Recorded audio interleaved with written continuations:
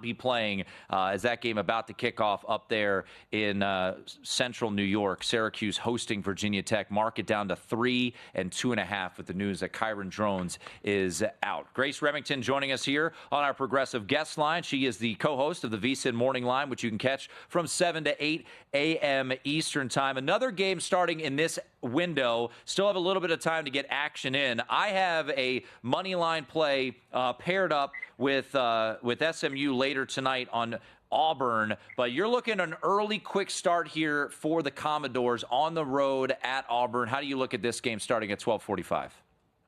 Yeah, let's do a first quarter money line here. Vandy plus 150. Auburn is one of the slowest teams out of the gate. They averaged 3.4 points in the first quarter, but listen to their last 5 results in the first quarter, Tim. Against Kentucky, they were down 10-0. Against Missouri, they were down 3-0. Against Georgia, they were down 7-3. Against Oklahoma, they were down 7-0. And against Arkansas, they were tied 0-all after that first quarter. So how I'm picturing this going is if Auburn defers to the second half, Vandy can take up half the quarter on a scoring drive with their slow tempo and style of play. Auburn is a run-heavy offense, even more so in the last 3 games. They average almost 39 carries a game. They put up 47 run plays to just 26 pass plays last week against Kentucky. But if Auburn does get the ball first in this game, Vandy is actually 2 seconds faster per play on the road, so they could catch up here. For the full game, we're on a little bit opposite sides here, Tim, but there's a way it could work out. Now that the numbers got bigger, I actually love Vandy plus 8. 8's becoming a little bit more of a key number. Obviously, while the country is just learning about the legend of Diego Pavia, Hugh Freeze is quite familiar, having 2 embarrassing losses to him in the last 2 years. First was against Liberty in 2022. Then it was against Auburn in 2023 when Pavia was with New Mexico State, but he's fantastic creating opportunities post-snap, and he's putting up big numbers, making good decisions too, 13 touchdowns to 3 interceptions. And I think if Vandy goes up early in this game in line with our first quarter play, they can force Auburn into a passing script and get them off schedule. Turnovers could also play a big role in this game. Auburn ranks 126th in turnover margin. Vandy ranks 28th in turnover margin. So I'll take the Doors to win the first quarter and then plus 8 for the full game as well. All right. Yeah, I am riding with Auburn just to win the game, so we can both find a way here. It does feel like, it's one of those things like when you start to see like teachers dapping, once people start talking about Diego Pavia, I'm like, no. He was our guy earlier this year. Now too many people know. Yeah, you got to keep these guys a secret.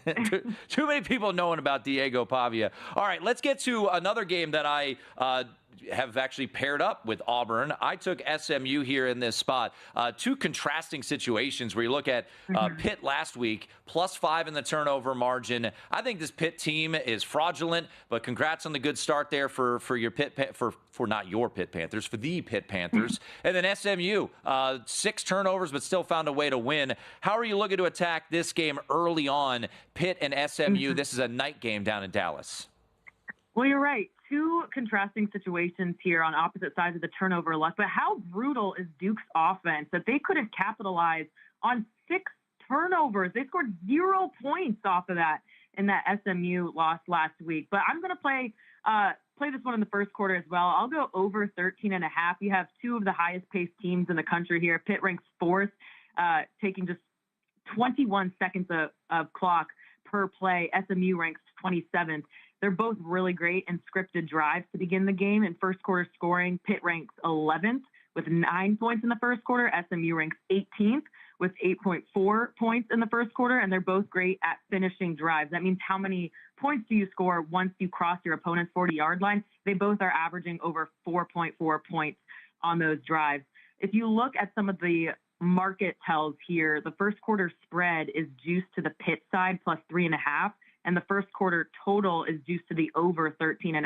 So the market kind of telling you how competitive they think this first quarter will be and which way they think it'll go. So I think either play is fine there if you want Pitt to cover the first quarter or take the over, but the first quarter over 13.5 is what I played. Grace Remington joining us here courtesy of our progressive guest line. Busy day about to get underway from the college football standpoint. Got Ohio State, Penn State about to kick off there at Happy Valley. A game tonight at 7:30 Eastern. I don't know if you have a bet on this one, but I do want to break it down with you. Texas A&M at South Carolina. This was the first bet that I made of the week. I took 4 with South Carolina. Love the movement of the market down to 2.5, and I would still play it at 3. I think South Carolina is live here in this spot. We've got a total of pretty low of 44. I would agree with the under move here. I'm curious your thoughts on what to expect tonight at Williams-Brice Stadium. Well, I totally agree with you, Tim. I like to play at +4. Obviously, it's bet down to -2.5 at some places. The total bet down from 46.5 to 44.5. Agree with both of those market movements. I have the game set at 3.4, so not really big of an edge enough for me, but I totally see why the market has moved this way. South Carolina has one of the best pass rush units in the country. They're graded the second highest by PFF, second only to Michigan. They rank 4th in EPA per pass play, and 2 weeks ago had 9 sacks from 9 different players against Oklahoma. Obviously, the Aggies are a different challenge here, and the last time South Carolina faced a team that was devoted to running the ball and stopping the run was Ole Miss, and they lost that game 27-3. Now, it depends which quarterback goes here for Texas A&M. I think Connor Wegman's lack of mobility makes him a sitting duck against this pass rush, so they should play Marcel Reed. But if the Gamecocks front can stay gap sound, they can force the Aggies into passing situations here. Another problem for the Aggies is South Carolina is an elite time of possession team because they are so run heavy. They run the ball at a top 10 rate in the country, 44 run plays per game. Great home field advantage at Williams-Brice. Texas A&M, one of the most penalized teams in the country, 9 penalties per game when they're on the road.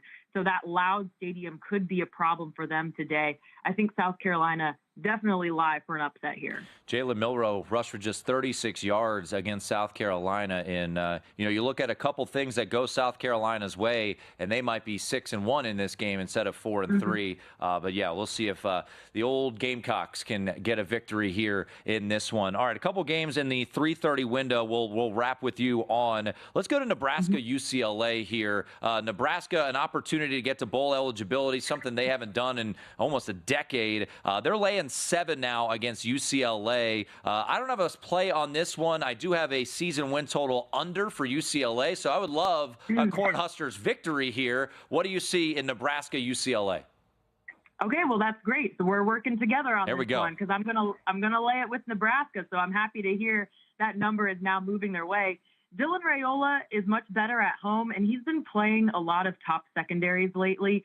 UCLA does not have one. They rank 113th in EPA per pass allowed, and they don't bring the pressure. They rank bottom 3rd in the country in creating havoc, with the 4th worst pass rush grade at PFF. Raiola also has a 3-headed committee of running backs helping him out with Dante Dowdle, Emmett Johnson, and Ramir Johnson. They're helping the Huskers to a rank of 42nd in rushing success rate. On the other side, UCLA, not a good run team. Their top running back on the team averaging less than 3 yards a carry, 2.9 yards a carry. So they're being forced to throw the ball at a top 15 rate in the country only because they have to. Ethan Garbers is doing the best he can, but he's turnover prone while he's running for his life because this offensive line ranks 115th in havoc allowed. So you look at the situation for these two teams coming in, Nebraska coming in, 2 losses in a row, UCLA coming off a cross-country win at Rutgers. I think that's causing kind of a misperception here and warping this line. Nebraska's loss to Ohio State was much closer than it looks, and UCLA is just plain terrible. So we're going to lay the 6.5 or 7 with Nebraska. She is Grace Remington. You could hear her Monday morning, 7 a.m. with Harrison Sanford. It is the VSiN Morning Line. Always appreciate it, Grace, and we'll talk to you next week. Yes, thank you, Tim. See you soon. There she is, Grace Remington with her plays of the day. We'll get you updated on all the contests that are underway here on a busy Saturday. Matt Euman's coming up at the bottom of the hour, his favorite plays of the day as well. I'm your host, Tim Murray. Come on back. Here is the VSiN College Football Tailgate Show.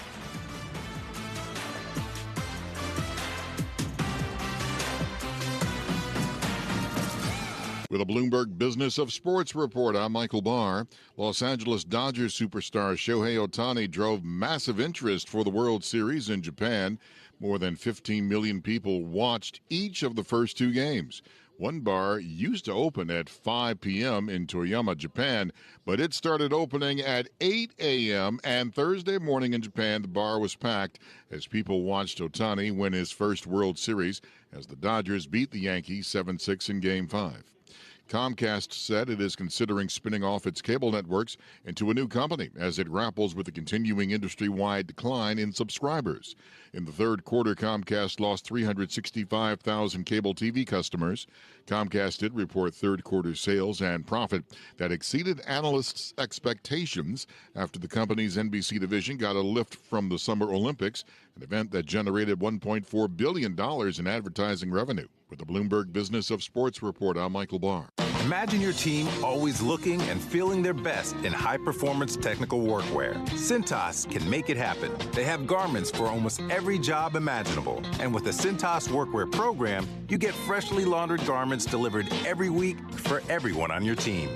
Great garments without the bother of laundry. That's a real perk for employees. Find out how Cintas can boost team image and morale. Visit Cintas.com. Oh, I'm ready! And get ready for the workday.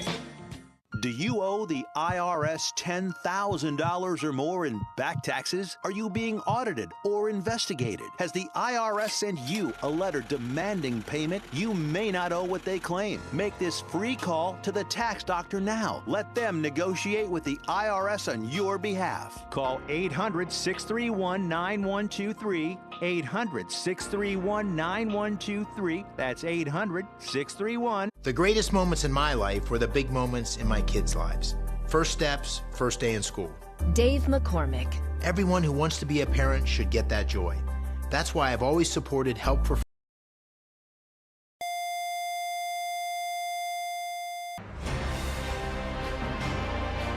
Please stand by for this special presentation of the iMedia One Network on the Live 365 Network and the Live 365 app.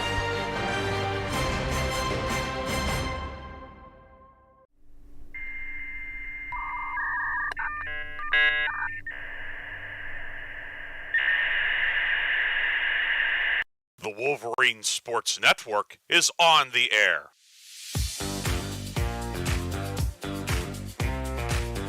He's going to keep the football. Drive for the goal line. It's a touchdown! The Wolverines have won it on the final play of the game. Touchdown East. A Wolverine walk-off winner. Ostrowski, the righty, winds and deals. Strike three! It's a perfect game! Tate Ostrowski has thrown a perfect game for the Wolverines. Piper back to throw. Has time. Looking for the end zone, and what is it called? Touchdown! It is a touchdown for the Wolverines with 7 seconds to play. Rose City has won the President's Athletic Conference Championship. Rose City wins the PAC. The Cinderella story is alive. Piper takes the snap.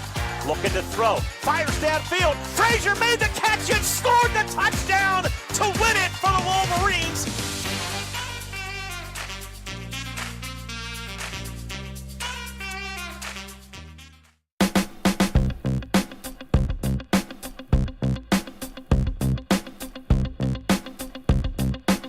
The calendar flips to November, and for the Grove City College Wolverines, that means a trip back on the road. The Wolverines heading to Waynesburg University to take on the Yellow Jackets in President's Athletic Conference action. Kickoff coming up at 1 o'clock from Wiley Stadium. Mark Means and Jim Craven will have the call on the Wolverine Sports Network and Western Reserve Radio. But first, it's time once again for the Andrew DiDonato Show, brought to you by Valvoline Express Care and Car Wash of Grove City. Hi, everybody. Ryan Briggs here, along with Grove City College head football coach Andrew DiDonato. Coach, as always, thanks for joining us. Great to be back with you, Briggsy.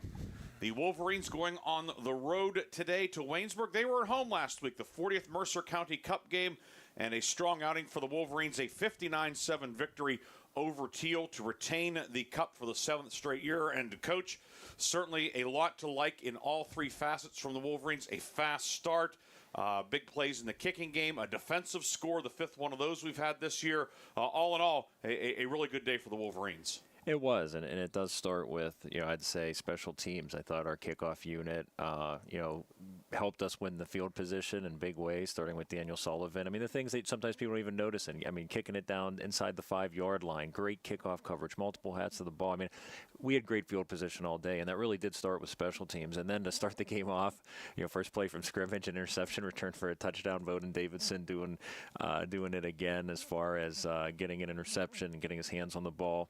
What a way to start the game. Our defense has just been fabulous all season long, and really I feel like they're the ones who have gotten us going each week, and they did that.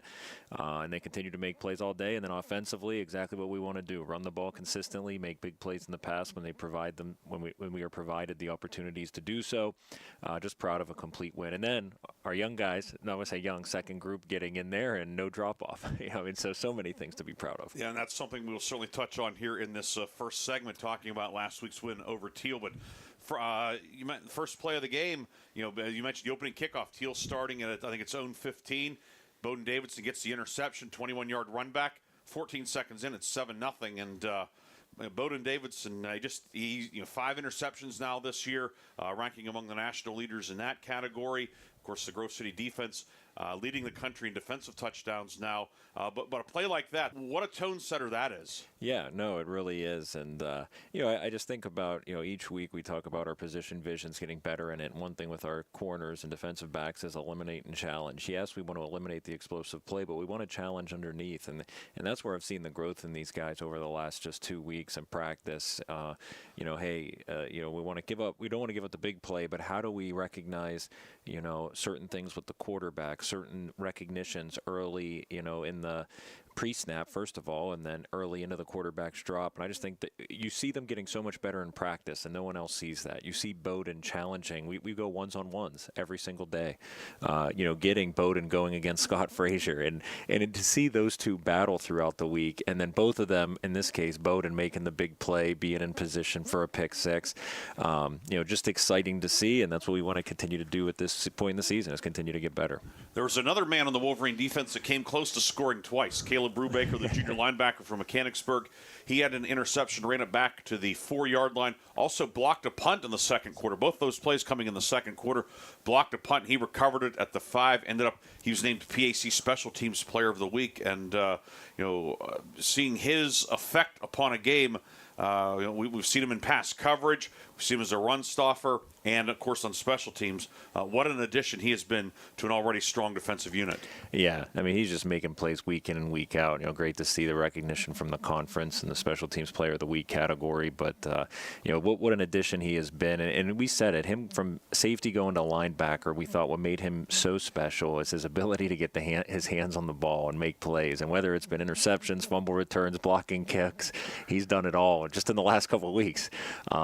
Just amazing to see Caleb and the impact plays he continues to bring, along with, Jack Jolly, Ben Blado, our whole linebacker core, just the impact they have on the quarterback, plays they're making on special teams. It's been exciting to see.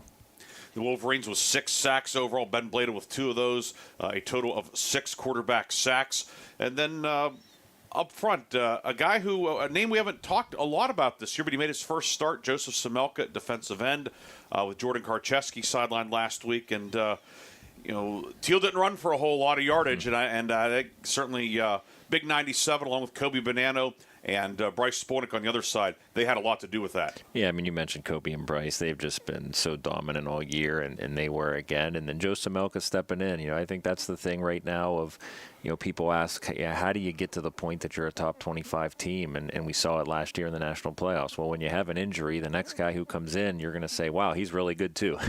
And that's what we saw with Joe, just playing in phase, playing through, really what was amazing to see in his first start, just consistently taking the offensive lineman and reestablishing the line of scrimmage a yard into the backfield. I mean, those kind of things, that's what you want to see no matter who you play, especially in a first start type of guy. Is he able to control the line of scrimmage? And it was exciting for us to see, yes, Kobe and Bryce do that, but a guy in his first start like Joe Semelka do it as well. And you mentioned with injuries, it seems like, this year, again, every week on the game notes, we always put the game-by-game starters.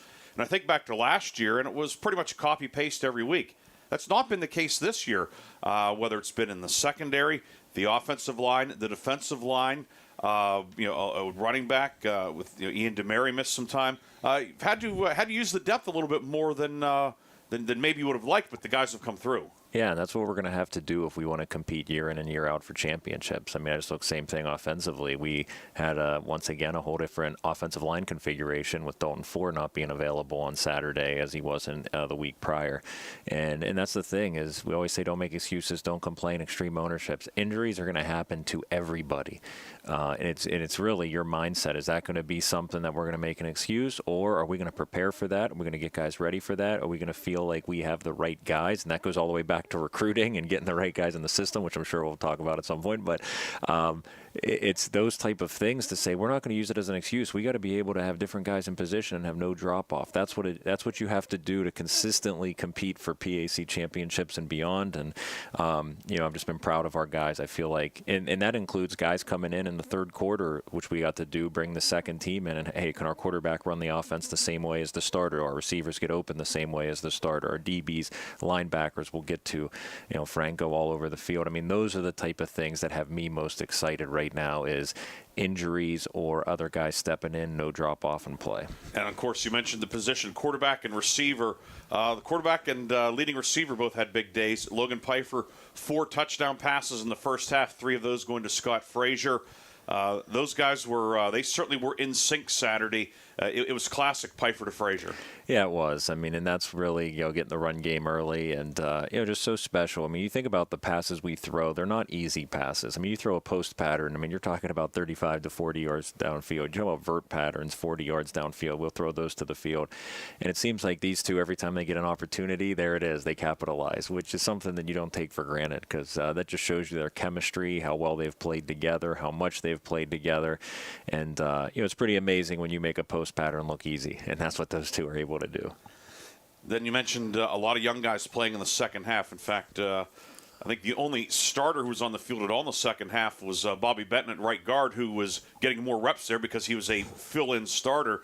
But you used to see a lot of second-team guys and then third-team guys as the afternoon went on. And like you said, if somebody just turned on the game or showed up or turned on the game or was rewatching and there was no score bug, they wouldn't have known that was I don't think they would have saw much of a difference if they were not really knowledgeable about the Grove City program, just with how well those guys played.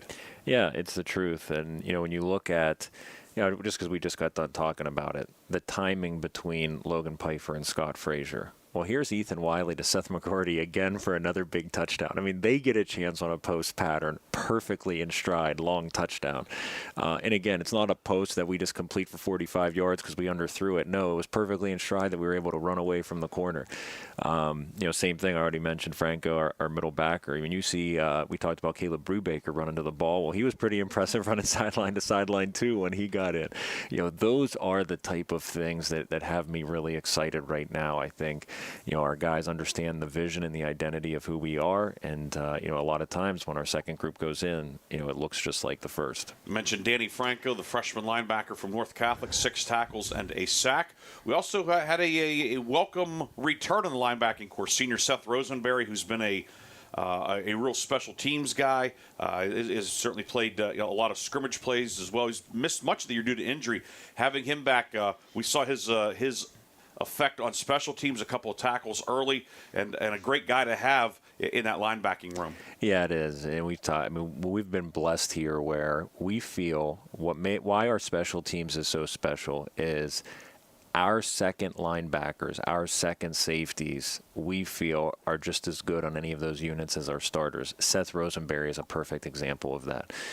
Just so for years now on kickoff unit, on punt unit. I mean, whatever we ask him to be on, just so effective. It was great to have him in the lineup. And, I feel like when we talk about getting healthy, I think, we mentioned Karch, he's back. Some of our corners are getting back. Dalton Ford getting back. Seth Rosenberry, special teams getting back. I'm just, as we head towards the end of the season, usually at the end of the season, you feel like injury bug. I feel like we're kind of starting to get healthy now. And I think that'll is something that is needed going into just 3 great ball games ahead of us. You mentioned another guy, Keegan Frazier, who missed some time too, who's very much in that same vein. Of course, the younger brother of Scott Frazier playing at safety, and again, a guy that we were calling his name a lot in kick coverage. And the kickoff team was busy Saturday against Teal, and that is always a good thing.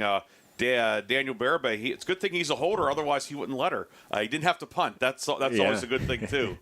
Yeah. I always say, my favorite. You're an amazing punter, but my favorite is when we don't have to use you at all, and because that means things are going well offensively, and just the impact he'll go in though and hold and make sure we're getting it through the uprights, but find other ways. But it's just an exciting game all around. And touching on that as we finish up here, this year, new holder, new snapper, and new kicker as well. So 3 very important jobs, 3 jobs that nobody notices until things go wrong. And that's just how it is in terms of for the casual or general fan. But Derek Lambert taking over as the snapper, Daniel Barabay the holder, and then with Daniel Sullivan kicking, and also Devin Thomas, who kicked a 31-yard field goal, his first 3-pointer of the season in the win over Teal. It's really been a seamless transition after going from having C.J. Otwell doing it for 5 seasons, Aiden Gutierrez holding, Caleb Keekley being injured this year, the kicker. This new group, this new trio has moved right in and done well. Yeah, and that was a huge emphasis, Coach Prest, our special teams coordinator, had in spring ball and in camp is, again, we want to be where we want to be year in and year out, competing in a really great conference. You can have no drop off. So when you lose 3 guys and again, that's all snap to kick time timing. I mean, there's such precise execution needed there to really have the same level of play as we had a season ago. I just give a testament to Coach and the rest of the staff and how they built this, and then these guys working hard at their craft because for us to be in this point, still competing for everything in front of us, is those 3 are a big reason why. Let's look back at last week's win, a 59-7 win over Teal. Grove City retains the Mercer County Cup. The Wolverines on the road at Waynesburg today in the 8th game of the 2024 season, week number 9. We'll talk about Waynesburg later in our show, but when we come back, Coach and I are going to talk about recruiting. Not names specifically. We can't do that right now, but we can talk about some general principles and figure out how guys get in the pipeline, how we recruit them, or maybe in some cases they recruit us. We'll have that and much, much more. This is the Andrew DiDonato Show, brought to you by Valvoline Express Care and Car Wash of Grove City. You're listening to the Wolverines Sports Network and Western Reserve Radio.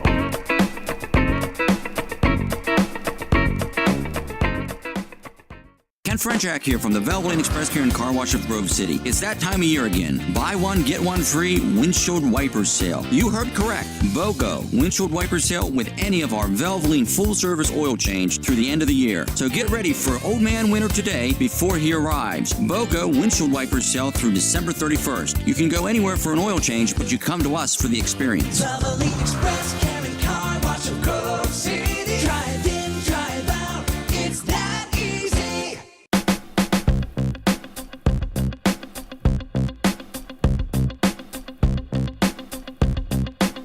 Welcome back to the Andrew DiDonato Show here on the Wolverines Sports Network and Western Reserve Radio. Ryan Briggs here, along with Grove City College head football coach Andrew DiDonato. Coach, recruiting is the lifeblood of any collegiate program, whether it is football in the President's Athletic Conference, baseball in the SEC, basketball in the Big Ten, whatever it is. Recruiting is where you make your hay, so to speak.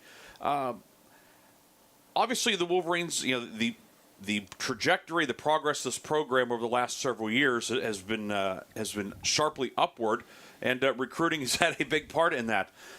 Generally speaking, how does a player get recruited? I mean, I'm sure that there's probably some of it that it's a science and some of it that is an art, but if we say just John Q. linebacker from School X, whether it's in Western Pennsylvania, Eastern Ohio, or in some cases like with Bowden Davidson, who's from Arizona, and guys from elsewhere, Dylan Lane from Georgia. We get guys from everywhere across the United States. But kind of, how's the recruiting process get involved? How do we get engaged with a young man and his family? Yeah, no, that's a great question, and it is. We talk about we just got done talking about what we need to do to compete for championships, and recruiting is probably the starting point of all this. First of all, it does start with people, and it gives me an opportunity to just mention Coach Bain. I mean, our whole staff's amazing, but Coach Bain is our recruiting coordinator, so I'll highlight him. I think he's as good as any as there is, and it really does start with people. I mean, when you start this process, having a relationship with the high school coach. I mean, locally, a lot of the local areas will have recruiting events, for example, where all the high school head coaches will gather at one setting. So you could go and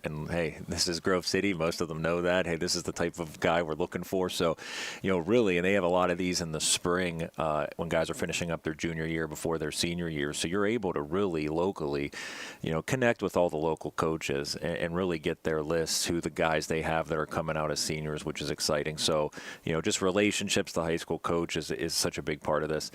Really in the last 10 years, what social media has done to make this process so much easier. I mean, it's easy. We daily can get our word out of who we are, and that's the big thing about what we've wanted to do as touches. I think just the social media aspect, hey, this is who we are, this is our vision, this is recruits, this is what we're going to do, and then how easy then it is to see through that, get access to the young men's huddle profile, get film on them. No more days of having to send tapes or mail things. If there's a player we become aware of, we go right on there.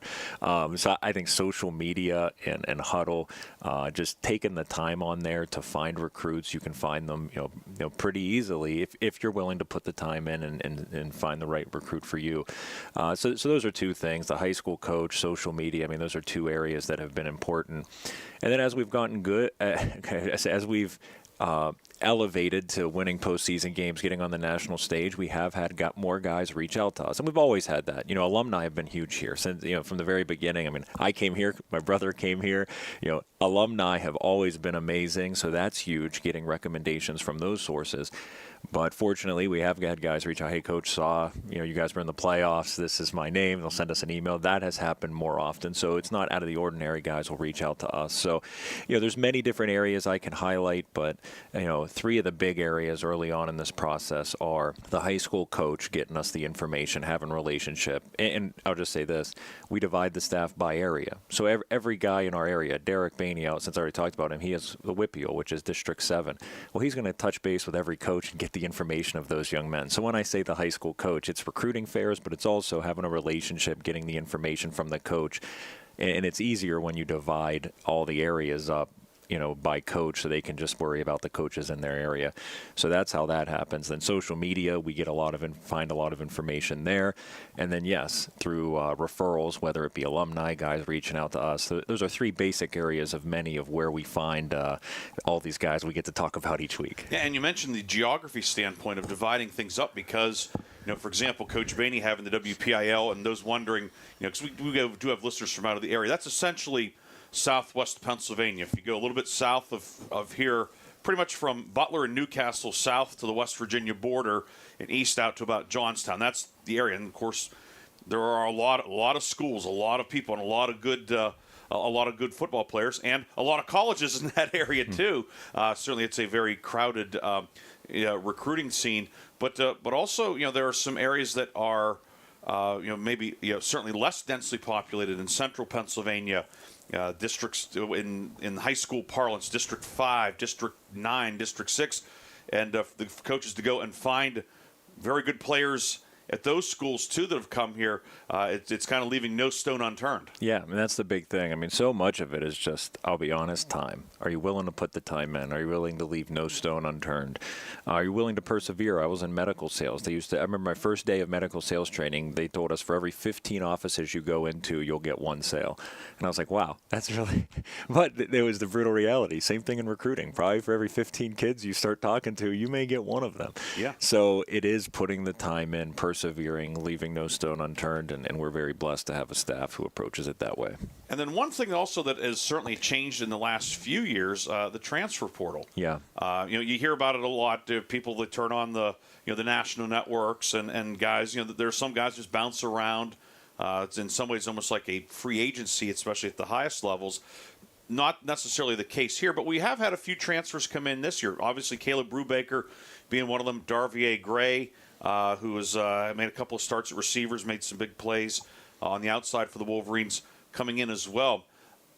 In those situations, these are often with young men that we've had a prior relationship with, recruited them out of high school, or maybe a sibling or relative, something of that sort. You're not just in there just blindly grabbing at names, right? Correct, and that's been the biggest thing is we've gotten a number of recruits in our journey here that have had an impact that did come through transfer, but as you said, most of them came through prior relationship. They loved everything we were about, being recruited out of high school, went somewhere else, and then got into the portal because for whatever reason it wasn't the right fit or there's something that changed, and then it comes back around. But it's something that one of the things in this profession, things are always changing, and you better adapt with the times, and that's something that we're going to have to continue to grow in and understand more of because it's not going to go away, and it's only going to be it starts everything that starts at the Division I level as people follow. Just give it a couple years, and it will impact us. And certainly the transfer portal, where it's at now, is certainly impacting Division III football and something we got to continue to grow in.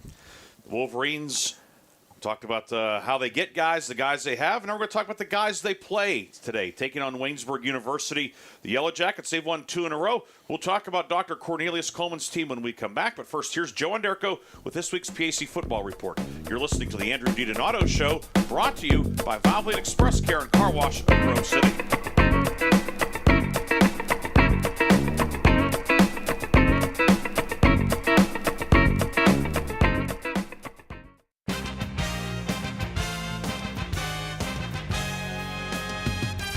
Welcome to the PAC Football Report for November 2nd, 2024. I'm Joe Underko.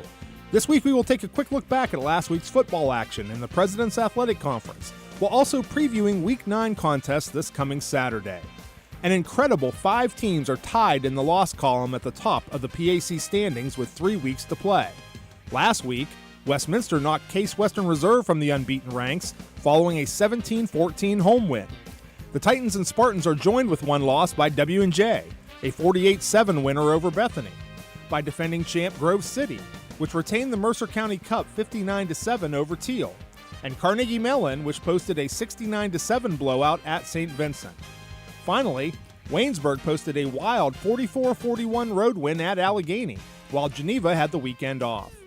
PAC Player of the Week laurels for Week 8 went to Waynesburg senior QB Samuel Barber on offense, with 355 passing yards and 4 TDs at Allegheny.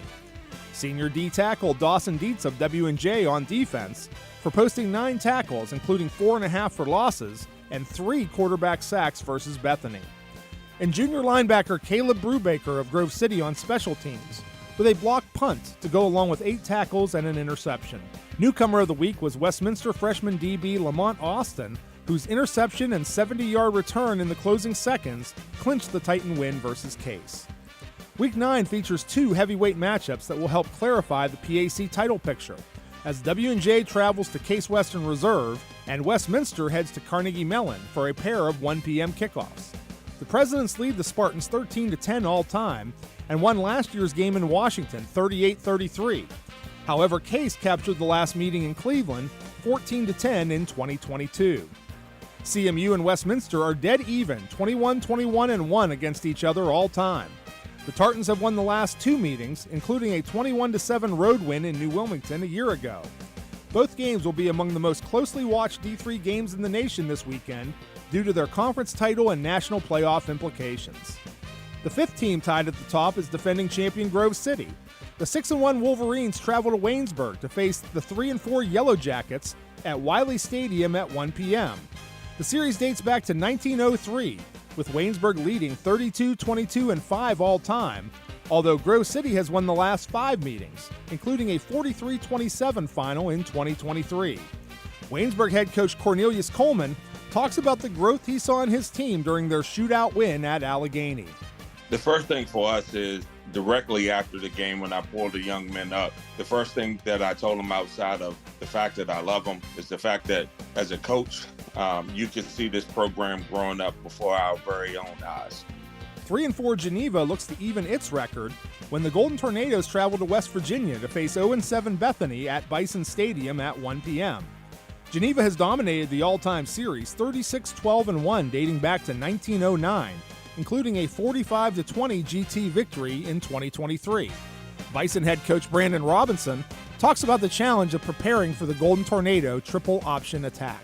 I would say the biggest thing, though, is just finding the right guys for the right spots to do a specific job. So some guys might be playing a position that they don't typically play because maybe they have the skill set, they have the defensive demeanor, whatever it is, to be something a little bit different this week. So I think that's the biggest challenge, is getting the right guys in the right spots. Finally, two teams looking to finish the season on a positive note meet at Alumni Stadium in Greenville, where 1-6 Teal hosts 1-7 St. Vincent at 1 p.m. The Bearcats lead the all-time series 13-12, but the Tomcats snapped a 7-game loss streak to St. Vincent with a 30-27 road win last season.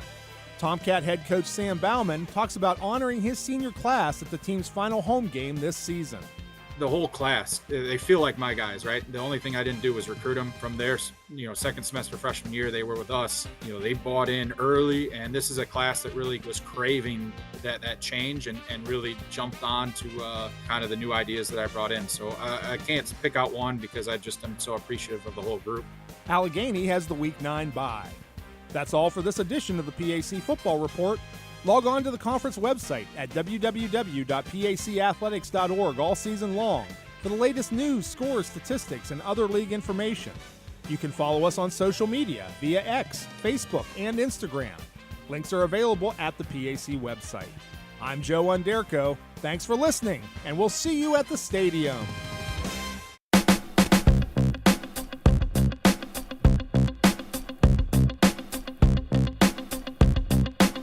Welcome back to the Andrew DiDonato Show here on the Wolverines Sports Network and Western Reserve Radio. Ryan Briggs here along with Grove City College head football coach Andrew DiDonato. Coach, the Wolverines on the road at Waynesburg.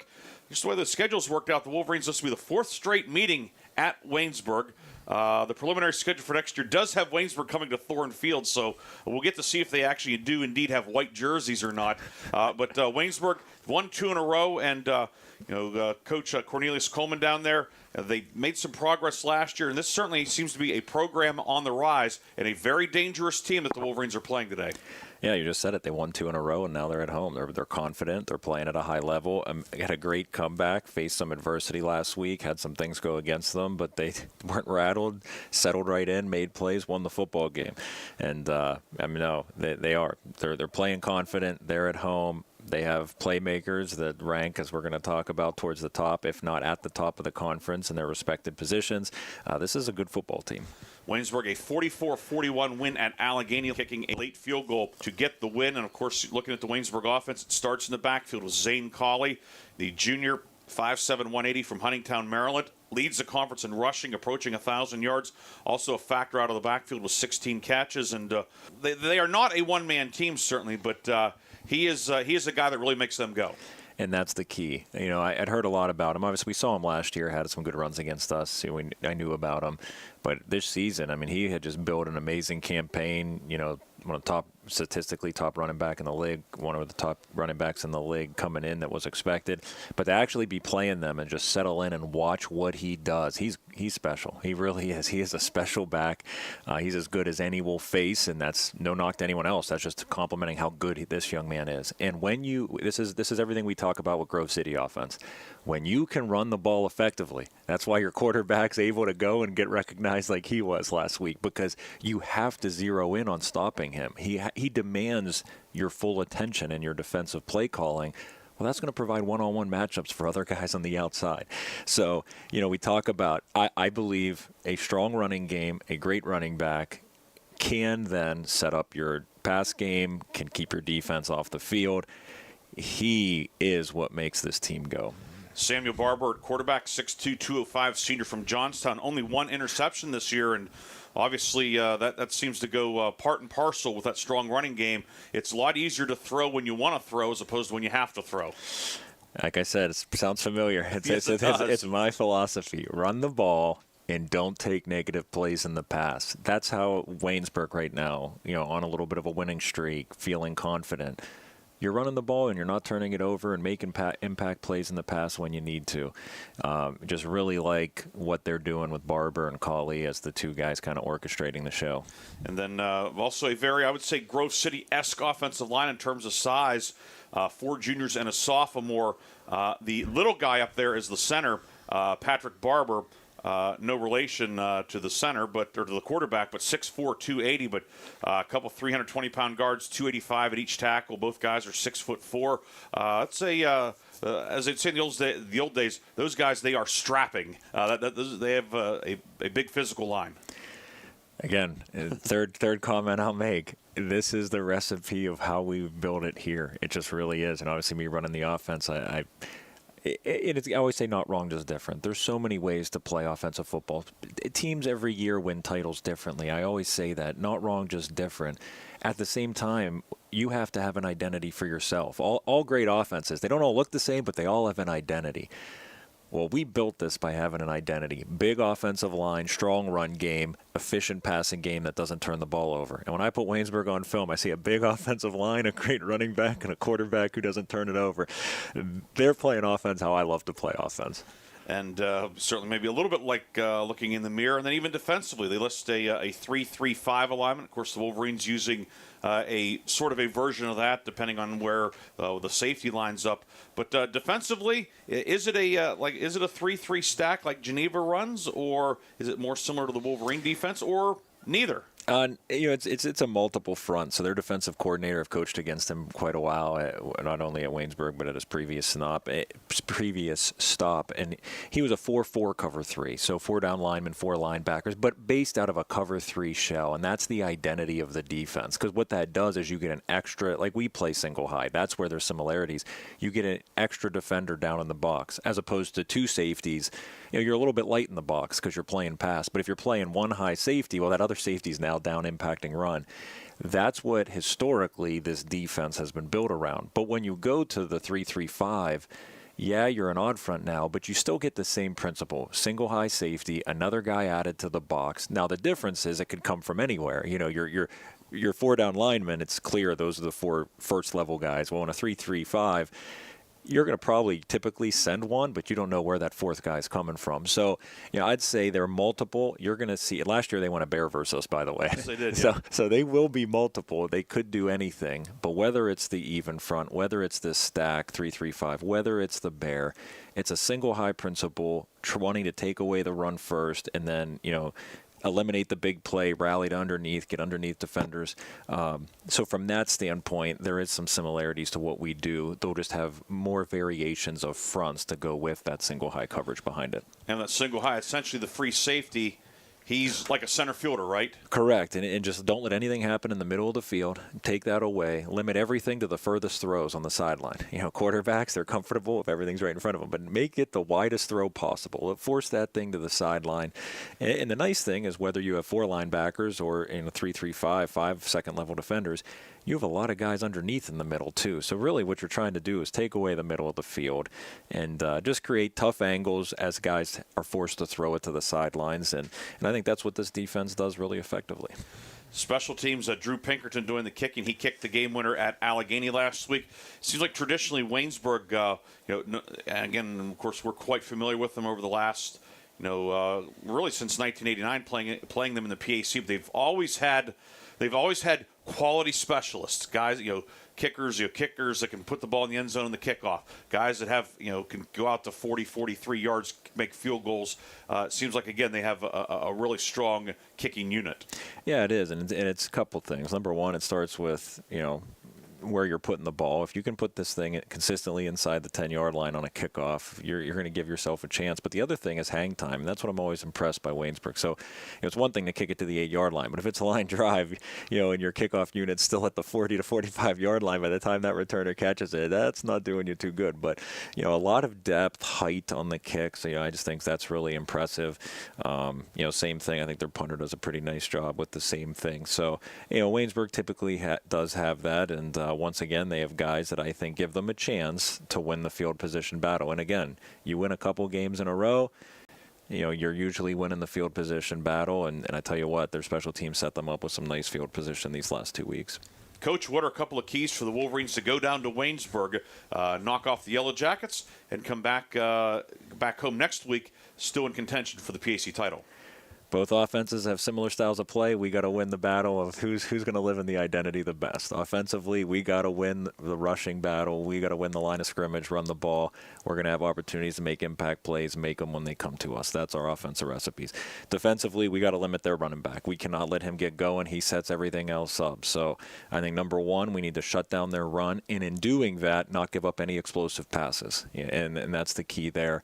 And then special teams, simply win the field position battle. And I think we win the line of scrimmage, we run the ball, we make some impact plays in the pass, we shut down the running back, don't give up the explosive play in the pass, win field position.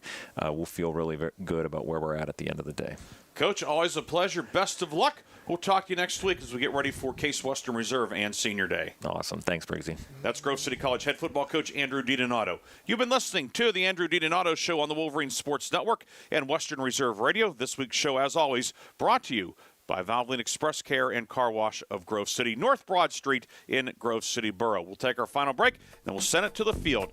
It's Mark Means and Jim Craven with the call this week here on the home of the Wolverines.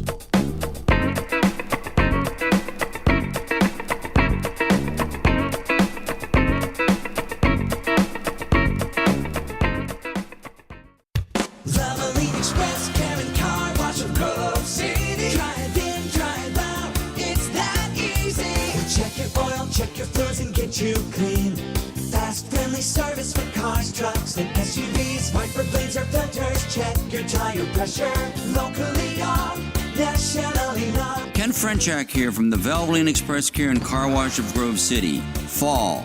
Leaves are changing. Why not get a jump start on the season and get the oil changed in your vehicle? We have your grade of Valvoline oil regardless of your gas or diesel engine. We stock most air filters and windshield wiper blades. So don't forget, we offer 2 automatic car washes along with 2 self-serve bays. Stop by to have your car run and look great. You can go anywhere for an oil change, but you come to us for the experience. Valvoline Express Care and Car Wash of Grove City. Drive in, drive out, it's that easy.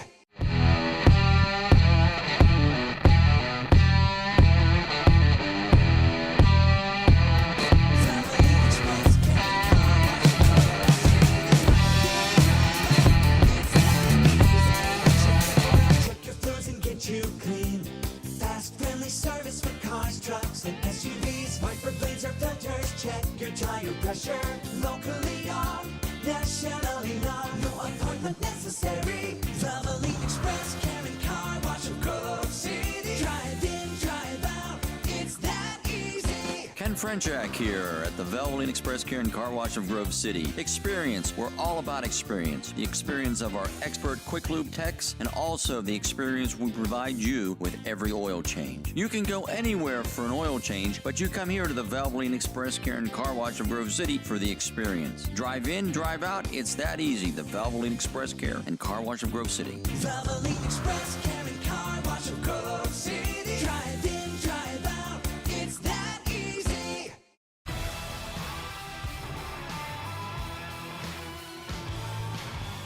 From Wiley Stadium in Waynesburg, Pennsylvania, the Wolverines Sports Network and Western Reserve Radio presents Grove City College football this afternoon.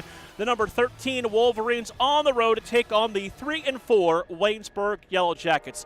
Mark Means, Jim Craven, Dave Ferris, our on-site producer, as we move into the final 3 weeks of the regular season, and every game down the stretch exceptionally critical for the Wolverines, Jim. Yeah, certainly coming up here after the unexpected loss to W&J.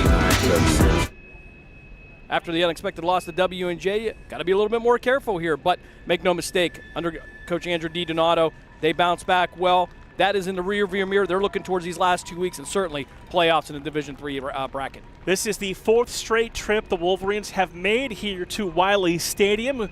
I have been confirmed reports the early schedule say Grove City will host Waynesburg next year, and the Wolverines have won the last 5 between these two. And Jim, this game basically comes down to one thing.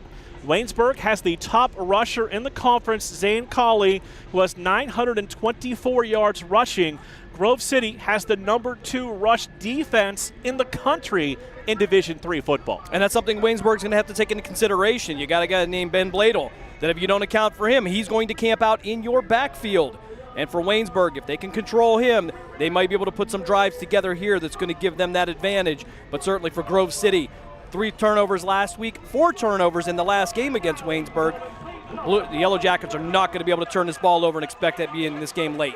Wolverines have taken the field. They are in the red pants, white jerseys, red numbers with the white helmets and the bricks down the side. The Yellow Jackets in the burnt orange and black have taken the field across from us. The numbers tell us this, Jim. Grove City averaging 44.5 points per game offensively, giving up 11 points defensively. Waynesburg scoring 19 points per game, giving up almost 32 points per game defensively, but they're playing good football. They've won 2 straight. Yeah, certainly they've been competitive, but it's like being upside down in your mortgage here. You're not scoring enough points to win that game. Defensively, it's a struggle when you're turning the ball over, and Grove City has become just efficient and almost experts at that. Captains meeting at midfield, getting ready for the coin toss. You talked about, experts at that. That leads me to today's number for this broadcast. Grove City, Jim, plus 17 in the turnover margin through the first 7 games. And that's an amazing number because what that's doing is giving your offense unexpected possessions. And in that, you're able to eat up the clock, score points, and really get out for the most part even more healthy when you don't have to spend that extra time on the field. But again, the Grove City defense has been outstanding here.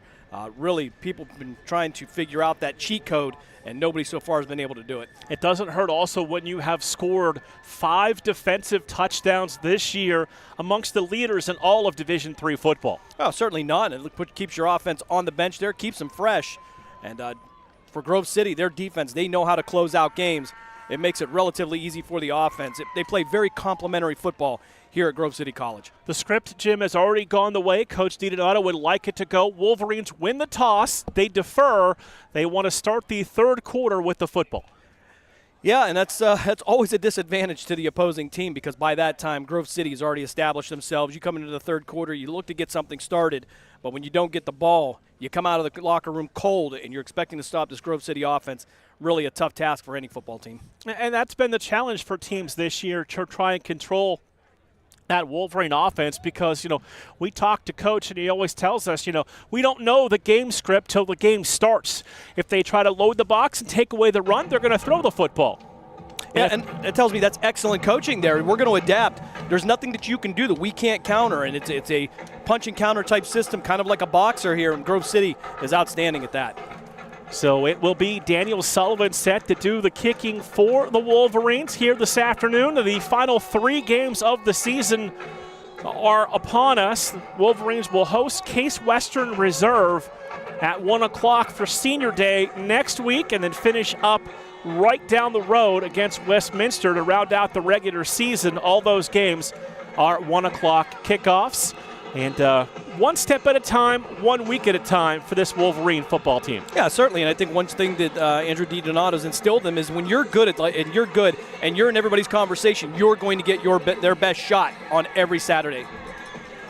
So Daniel Sullivan and the Wolverine special teams has made their way out onto the field. Raymond Davis III is the kick returner for the Yellow Jackets. They come in at 3-4, winners of 2 straight. Daniel Sullivan, the sophomore, will handle the kick duties for the Wolverines. We'll also see Daniel, of course, as a wideout for the Wolverines, as that probably one of the deepest positions on the 2024 Wolverine roster. Pfeiffer has to enjoy that. The amount of targets and the way they run their routes are just so disciplined, and you hate to be the secondary of any team that they have to play. So we are ready to get this one underway. Raymond Davis III is back deep for the Yellow Jackets, as he'll stand inside his 5-yard line. 15 minutes up on the scoreboard, and we are ready for week number 9 to get underway. Sullivan's kick end over end and run up on it at the 11, across the 15, cuts back to the 20, to the 25, and then driven back once he got to the 25-yard line. In there for the Wolverines, that's Micah Walliser on the stop for Grove City. And we will see the quarterback, Samuel Barber, for the Yellow Jackets, 882 yards passing, 6 touchdowns, just 1 interception. a 6'2 senior out of Greater Johnstown High School in Johnstown, Pennsylvania. Zane Colley is their feature back, 924 yards, 8 touchdowns. And oh, by the way, 16 receptions out of the backfield as well. Yeah, dual threat there. And as talk about Johnstown, home of the NHL's Tomahawks also. A little bit of history there if you've been to the War Memorial in Johnstown. I think that is a record 7 seconds into a broadcast to get a hockey reference in. 1st and 10 for Barber and the Yellow Jackets. He'll give the ball to Colley running off the right side, and Colley's going to hammer down to about the 35-yard line. Nice gain for Colley on a 1st down. Leaves about a 2nd and 2 for the Yellow Jackets. You can credit that to Grant Murin on the right tackle there for Waynesburg. Took a step to the right there, got the perfect angle, and got up under the pads of the defensive lineman. Drove him downfield, created that entire lane for Waynesburg. Chains got tangled up in the Waynesburg bench, so they will reset those. They'll come out with 3 receivers to the left, single back in the backfield behind Barber. Barber takes the snap, gives the ball to Colley, running to the short side, runs right into the arms of Ben Bladel, who pulls him down right at the line of scrimmage. It'll bring up 3rd down and close to 3 for the Yellow Jackets. Yeah, for Waynesburg, they were in a zone blocking scheme. Everybody went to the right there, and the idea is for the running back to cut up to find that lane, but Ben Bladel read the running back beautifully and met him right in the hole. So 3rd down and a long 2 for the Yellow Jackets. It's been 2 carries for Colley to start this drive off. Huntingtown, Maryland, the home of the leading rusher in the PAC to begin this week. Got single receivers to each side, fullback into the backfield, and a wing to the right side. Bladel showing pressure coming up the middle. They'll run it with Colley, gets the football, gets the 1st down, breaks through the secondary across the 40, and he'll be hammered out of bounds near the 30-yard line. But once Colley got through the initial line, there was nobody there for Grove City, and a big run for Zane Colley. Yeah, they're working off that Waynesburg right side of the field, and the offensive liners having their way. And the fact that Colley is so fast, the offensive lineman actually stood there and watched him run downfield because there was no way they were even going to catch their own running back. Colley listed at 5'7", 180, but definitely runs with bigger size than that. Again, single receivers to each side, a wing back to the left. Colley in the backfield with Barber on 1st and 10 from the 30. Barber drops the throw, sets up the screen to Colley. Tackle missed by the Wolverines, and Colley able to pick up a couple of yards. Noah Wheeler back in that starting rotation, not able to complete the tackle, but he got some help after just a short gain. Yeah, Waynesburg trying to get that screen to the outside there. Colley just slipping out there. You really had a tough time seeing him, but a great reaction by the secondary for Grove City coming up, making the tackle, and Waynesburg trying to be a little bit creative here as they feel the momentum. So Colley with his 17th reception of the season sets up a 2nd down and 8 from the Grove City 28-yard line. Yellow Jackets right to left here in the opening quarter. They are going to overload the left side of this formation. Single receiver to the right side. Turn, give the ball to Colley running that way, trying to stretch to the outside. And there's a host of Wolverines there, including number 27, Caleb Brubaker, there on the stop. It sets up a 3rd down and a long 2 for the Yellow Jackets. Yeah, Waynesburg overloaded that left side of the offense, but didn't get much on it. Grove City did a great job stringing it out. However, I think that's going to be a setup later on. You see a receiver on the backside there. They get that one-on-one coverage. I think that's something Grove City is going to have to be very cognizant of coming up here as they get into the red zone. So it is 3rd down and 2 for the Yellow Jackets from the Grove City 22-yard line. 2 receivers right, 2 left. Colley is the single back in the backfield with the quarterback Samuel Barber. Barber takes the snap, looks to fire the slant. That pass is intercepted by the Wolverines secondary. Brought back across the 40, 50, 40, 30. Breaks a tackle, 20, 15, 10, 5. Touchdown, Grove City. Their 6th defensive touchdown of the season. I couldn't see who it was on the defensive line, but they weren't getting a lot of penetration. Got their hands up, tipped that ball, and picked off by Grove City. Just the way you coach, and Caleb Brubaker going to have to head to the bench there to get a breather. Last week, Brubaker, the PAC Special Teams Player of the Week. Brubaker now making a bid, Jim, to be the Defensive Player of the Week this week. Yeah, certainly he's off to a great start here as Grove City, without bringing the offense on, takes a 6-0 lead. Brubaker, his 4th interception of the season, and again, another defensive touchdown. Snap and hold by Sullivan is up and good. And just like that, Grove City jumps out to a 7-0 lead with 11:17 to play in the opening quarter on Western Reserve Radio and the Wolverines Sports Network. This is Grove City College President Paul McNulty. Grove City College is a highly ranked national liberal arts college where your formation is viewed holistically, embracing mind, heart, and hand. You'll discover your calling and be equipped to pursue it. You'll also be a part of a community of purpose and principle. Faithfulness to this mission is one of our core values. Learn more about us at gcc.edu.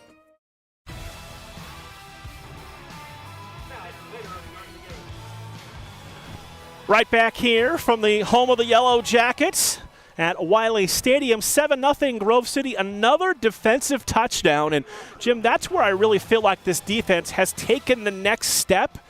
They're creating turnovers, but then they're turning those turnovers into touchdowns. Yeah, the points after are absolutely helpful. And again, you're up 7-0. Your offense hasn't seen the field. Your defense will stay on there. And for Waynesburg, again, I talked about turnovers early. They had 4 in their game against Grove City last year. They're already in the hole by 1. Sullivan to kick. Raymond Davis III back to return this kick. He'll run up on it at the 14. Across the 20. Cuts outside, and he's going to be knocked down at the 22-yard line. That's Jack Steinmetz coming up there to make the stop on special teams coverage. And that's where the Yellow Jackets start down 7-0 with 11:12 to play in the opening quarter. And I love the Grove City kickoff team, and it's kind of odd to say, not a lot of people say that, but you see them stay in their lanes. And the contained players, they don't collapse down. They start to slide laterally, and so they don't get beat on the outside or they don't miss a tackle there. That's great execution, great coaching for the Wolverines. 1st and 10 for the Yellow Jackets from the 23-yard line. They'll have 2 receivers to each side of the formation. See Hunter Cameron checking in the backfield for the Yellow Jackets. High snap goes through the hands of the quarterback. He's going to have to fall on this all the way back near the 13-yard line. That snap went right through Barber's hands, and he did the smart thing to just go fall on the football, maintain possession. Yeah, you saw him looking around a little bit there, but you don't want to make a mistake and turn the ball over again, especially inside the 15-yard line. And for Waynesburg, again, 1 turnover, almost a second here, and that's going to be their Achilles heel against this team. So it is 2nd down and long now for the Yellow Jackets, as they are the football all the way back to the 13-yard line, 2nd down and 20. Barber overlooking the Wolverine defense, drops the throw, fires out into the flat. Receiver makes the catch, fought through the tackle from Bowden Davidson, and able to get his way out to the 26-yard line. That pass is going to be caught. That is number 25, Isaiah Fields, a freshman, another player from the Maryland area on this roster. Yeah, certainly you see the recruiting starting to go outside of the region. You see that with Grove City especially. But Fields doing a good job there, just sliding out to the flats, waiting, and probably the second read on that play. So 3rd down and 8 for the Yellow Jackets. They go trips to the right, single receiver to the left side, single back in the backfield with the senior quarterback Samuel Barber. Play clock rolling down under 10 seconds. Barber back to throw. Steps up, hit as he throws, and immediately the pass is caught, and then Jack Jolly says hello to the receiver and drives him to the turf and brings up 4th down. And as a linebacker, you get this thing where your eyes get really big when you see a pass like that, and I can imagine Jack Jolly was had his headlights on high beam when he saw that pass come across the middle, and I'll tell you right now, good. Congratulations to Isaac Trout for getting up from that hit. And Jack Jolly, 2nd on the team with 45 tackles coming into play. Let's see. Snap is back to the punter. Gets the kick away. That's Bowden Davidson, who drops back for the fair catch at about the 27-yard line. Landon Bradley, only averaging about 30 yards a kick this year, got off a good one to start the day. Yeah, it's certainly tough for Waynesburg. If you can't flip sides of the field, then you're putting your defense in a bad position on a consistent basis. But for Grove City, not too bad now. They'll start right around the 27-yard line. So for the first time today, the Grove City offense gets to see the field. Led by senior 3-year starter Logan Pfeiffer at quarterback, 1,408 yards passing, 15 touchdowns, just 4 interceptions, add 2 rushing touchdowns. Tamburino in motion. They give the ball to Nico Flotti. Flotti has a big hole across the 30. And Flotti down to about the 33-yard line. And that's where we've seen success from this offense this year, Jim. How they set up the rest of the series with good gains on first down. Yeah, and they're going to go right back to the line as they go hurry-up offense here. Single receiver to the right, 2 to the left side. Tamburino on a wing to the right side. Yellow Jackets showing some pressure. Now they'll back off. Again, give the ball to Nico Flotti across the 35-40 and spins his way down to the 45-yard line. That's going to be plenty for a Grove City first down that moves the chains here this afternoon. Yeah, Grove City on the drive here. And I got to imagine that Piper's calling the plays from the line. I see the fullback adjusting and maybe trying to find that point of attack where they're going to go to so they adjust to whatever the defense is giving them. Frazier and Heckathorn to the left, Sullivan to the right side. Flotti's the tailback, Tamburino wing to the right side. High snap from Brunkard. It gives it to Nico Flotti. Nico lowers his shoulder, runs over a man at the 50, and drives out to the 45-yard line of the Yellow Jackets, close to another Grove City first down. Yeah, Nico Flotti working off the backside of the fullback there. Cuts back to the right there, but the great thing is he stayed lateral, square, kept his shoulders low, and was able to fight through the contact for extra yards. Grove City going to go up-tempo, go right back to the line of scrimmage. Frazier on the numbers. Heckathorn in the slot. Sullivan to the right side. It remains Flotti at the tailback spot. Play clock down to 12 seconds. Play action. Fires down the field to Sullivan and makes the catch across the 35. And Sullivan dives down to the 33-yard line. And for Sullivan, that will be his 17th catch of the year. Yeah, Jeremiah Hall on the coverage, but I think Hall is lined up way too far back. He's giving him a lot of respect there, but they're going to have to play up a little bit closer. They're going to pick up 7-8 yards every play on a pass. First and 10 for the Wolverines from the Yellow Jacket 33-yard line. 2 receivers left, 1 to the right side. Pfeiffer takes the snap from Brunkard, gives the ball to Nico Flotti, and Flotti down to the 25-yard line. Gaining big chunks on the ground. Flotti came in, Jim, averaging 5.1 yards a carry. Looks like he's improving on that number this afternoon. Yeah, and that keeps you out of third down situations. But you look at Dalton Ford on that tackle on the left side for Grove City, and he's getting a great push that's opening up those holes. Dalton Ford, the 6'3", 305-pound left tackle out of Shippensburg, leading the way. Second down and 2. Give the ball to Ian Demary for the first time, and Demary able to work close to the first down marker. Going to be a little bit shy, so third down and 1. Demary's first touch for the day. The Penn Trafford high schooler, 265 yards on the season for the 5'7", 215-pound junior. Yeah, Waynesburg doing a better job getting a stalemate at the line of scrimmage, letting the linebackers flow, and keeping Grove City just a yard or 2 gain. So third down and 1. Demary remains the back into the backfield. Lone receiver is Frazier inside the hash marks to the left. Pfeiffer takes the snap. Demary has a big hole across the 25, 15, and down near the 13-yard line. That left side opened up a huge hole for Demary to run through. Yeah, and I'm glad you mentioned that because the one thing I wanted to see, where are the offensive linemen when that play was ruled dead? They were all 10 yards downfield, so they're getting on the blocks, driving, and getting to the next level. That is tough for the linebackers who get smeared out of the play. So it is Frazier now to the right side, and we've got a Waynesburg timeout. Trying to stop this momentum Grove City's had on their first possession. 5:14 to play in the first quarter. It is Grove City 7, Waynesburg 0 on Western Reserve Radio and the Wolverines Sports Network.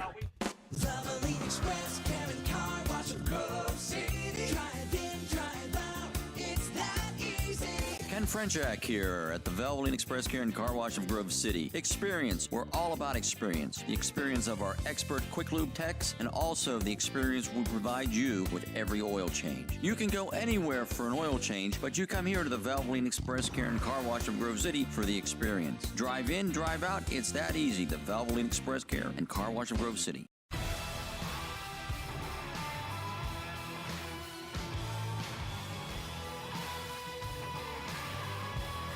Do you like that timeout there, Jim? Called by Waynesburg. Grove City using that up-tempo, just trying to slow things down. Yeah, we'll see if it'll use it to their advantage because Grove City has just been flawless here so far. other than maybe a little bit of a high snap, it's been perfection here in this first drive. Frazier to the left, Heckathorn slot right side, Sullivan right on the numbers. Flotty now back in the backfield. Tamburino started left to right, now settles on the backfield. Nico Flotty gets the handoff. Flotty across the 10-yard line and carrying tacklers down to about the 8-yard line. That's the thing we've seen this year. Nico Flotty, he keeps those legs churning till the whistle blows. Yeah, and sometimes I think he gets so low that his head comes down because I think the hole was designed to go to the left there because Four and Brady had an absolutely just great push on that left side. It collapsed it in, and he may have picked up a little bit more, maybe have gotten into the end zone had he been able to read that. So it is 2nd down and 4 for the Wolverines. Now Ian Demiri checks into the backfield. Looks like Tamburino and Brunette both in the backfield, lined up to the left side. Pfeiffer to throw, looking for Frazier, looking back shoulder, and that is a Grove City touchdown for Scott Frazier.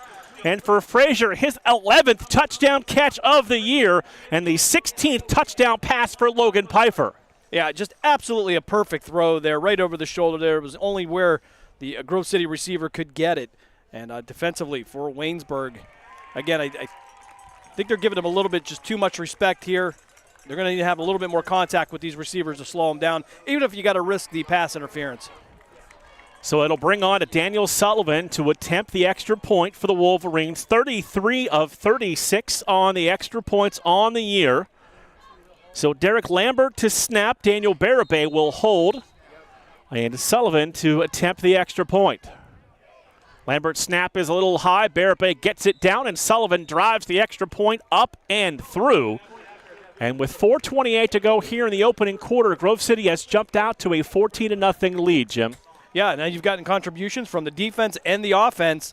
And again, you talk about balance from Grove City. The problem with Waynesburg, you look at statistically, they're upside down in the scoring here. But once you get behind with a Grove City team, it's going to be hard to dig your way out of that hole. And this is unlike we've seen in years past. And we mentioned, we've come here the last 4 years. Grove City got off to a little bit of slow start the last couple of years in the first quarter before being able to secure victories. But you've scored offensively, you've scored defensively. You really have a chance to settle in. Yeah, and Waynesburg doing a great job in the run game on their first drive. Kind of deviated from that a little bit, and that's where things seem to go south for them a little. They may want to get back to that. There's only 4 minutes left in the first quarter. A lot of football to be played today, and they could have some success with that run game if they stay with it. So Sullivan will kick the football back to the Yellow Jackets. Raymond Davis III, sophomore kicker out of Placata, Florida. And that's the thing we've seen. As the conference continues to grow and grow, there are players playing in the PAC all over the country. Yeah, so we see a mix of people from down south and even out into Texas, and a nice mix of local players as well. Sullivan gets his foot into this kick, end over end, back to about the 2. And that'll be a fair catch called for. Decided not to try to return that kick. Did Raymond Davis III.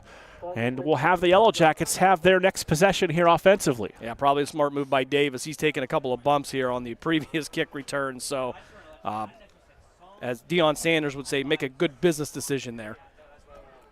That's why I'm up here with you and have never been down there to play. I made that business decision a long time ago. Nothing worse than looking up in the sky with 11 guys running at you. Samuel Barber back in at the quarterback spot for the Yellow Jackets. They'll have 2 receivers tight to the formation to the right side, 1 outside the numbers to the left. Wing to the right side. Barber turns, gives the ball to Cauley, trying to run it between the hash marks. And Cauley's going to get down to the 25 for a very short gain. That middle of that Grove City defense, Karcheski, Bonanno, and Spolnick leading the way once again. Yeah, Ben Blade will know as well. And one thing I love what he does, he doesn't over-pursue. He'll get about ankle depth into the backfield, and then he'll wait and he'll read it. And he reacts so quickly, it makes him so effective. 2nd down and 10 for the Yellow Jackets. 2 receivers to the right and to the left. Cauley remains the tailback. Barber takes the snap. Quarterback draw across the 30 and down near the 35-yard line, and that's going to be just a bit shy of the first down. It's going to bring up 3rd down and 1 for Barber. Yeah, and a great read by Barber there. Saw the hole up front there, read it perfectly, got upfield, and looks like he's going to be just short of the first down. I thought maybe he got to the 35, but the officials will say otherwise. Yeah, but look at the numbers. Barber has not done a lot of running so far this year, but saw the opportunity and took advantage of it. So 3rd down and 1. Waynesburg, 2 receivers inside the hash marks to the right and 1 to the left. Wing to the right side. Cauley remains the tailback. 2 yards deep behind Barber. Reverse handoff to Cauley. Flag on the play. And Cauley's going to be tackled as 2 more flags come flying in. As the Wolverine defense, that time led by Jordan Karcheski, there to make the play. Yeah, Bladel came in there and was held, no question. You can almost qualify it as a tackle. I don't know what the discussion is among the officials, but it was an easy call by the referee. So we'll have to see what the call is and what the Wolverines decide to do. 2 fouls on the play, 1 on each team. Holding offense number 75. Personal foul, face mask. Defense number 94. Those fouls will offset when you play it down, 2nd down from the previous spot. So they get the foul on Kobe Bonanno, the senior from Red Bank Valley, and we will play this over, this 3rd down and a little more than 1 for the Yellow Jackets. I will pretend it just didn't happen, but you could tell the trouble they're having with Bladel is he had to be wrapped up, and brought down as if he were carrying the ball. And look at the numbers for Bladel. They just jump off the page. 8 sacks, 25 tackles on the year, figuring most of the time he's drawing a double team. Cauley, the tailback behind Barber. Bladel jumping up into a gap. Cauley faked the handoff to him. They go back to the other side. Ball popped up in the air. One of the Wolverines grabbed it, but that ball hit the turf. Bowden Davidson tried to get that 6th interception of the season any way he can, Jim, but that ball hit the turf. Yeah, it was a well-designed play. They ran a zone left blocking scheme, went to the backside on a bootleg, just couldn't get his hips around, couldn't get his feet planted. It ends up into the turf. Waynesburg with an opportunity for a 1st down there. A well-designed play, just couldn't get it executed. So Landon Bradley, the freshman out of Morgantown, will drop back to punt. That's Bowden Davidson for the Wolverines, standing at his 30-yard line. High snap back to him. This is a line drive kick that Bowden Davidson calls for the fair catch and makes it at the 32-yard line. And those are always so hard to do. Davidson made that catch, looked up, and saw 2 Waynesburg players within a yard of him. Yeah, you talk about the punting average for Waynesburg. However, when you have a line drive like that, there's rarely a return because there's really a lot of time for that coverage team to get down there. When you look up and 11 guys are looking to do some harm to you, you just take the fair catch. So 1st and 10 for Pfeiffer and the Wolverines. 2 receivers to the left, 1 to the right side. That's Frazier, Heckathorn, and Sullivan. Tamburino in motion, going to settle in the backfield. Pfeiffer takes the snap, play action pass, fires downfield, and in a crowd of 2, Ryan Heckathorn able to pull the ball away from both defenders. And for Heckathorn, that's catch number 13 for the senior. Yeah, it was just about a 10-yard comeback hitch, and Pfeiffer hit that right between the slot there in a double coverage, and he just strong-armed that ball and brought it down. So great strength and concentration. 2nd down and 2. We approach 2 minutes to play in this fast-moving opening quarter. 1 to the right and 1 to the left, 2 to the right side. And they will run this ball, and it will be a 1st down run for Grove City that'll move the chains. Yeah, well read by the Grove City offensive line. They had a blitz coming off of the Grove City left side there, but was able to peel back and pick that up. And that is so important there, just to take away that pursuit in that backfield and give them an opportunity to read a little bit. So it is Frazier to the left, Heckathorn and Sullivan to the right side. Nico Flotti in the backfield on 1st and 10 from the Grove City 43-yard line. Pfeiffer to throw it. Time goes down the middle, had 2 receivers out there, and Daniel Sullivan took a huge hit but came down with the football at the Waynesburg 32-yard line. I don't know who that pass was intended for. You had 1 receiver coming down the hash marks and 1 kind of on a skinny post, but it ends up in the hands of a Grove City receiver. Again, just great concentration on the ball. So 1st and 10, Grove City, under a minute to play here in this first quarter. Single receivers to each side. Ian Demiri now in the backfield along with Tamburino and Burnett, both fullbacks right behind the offensive line.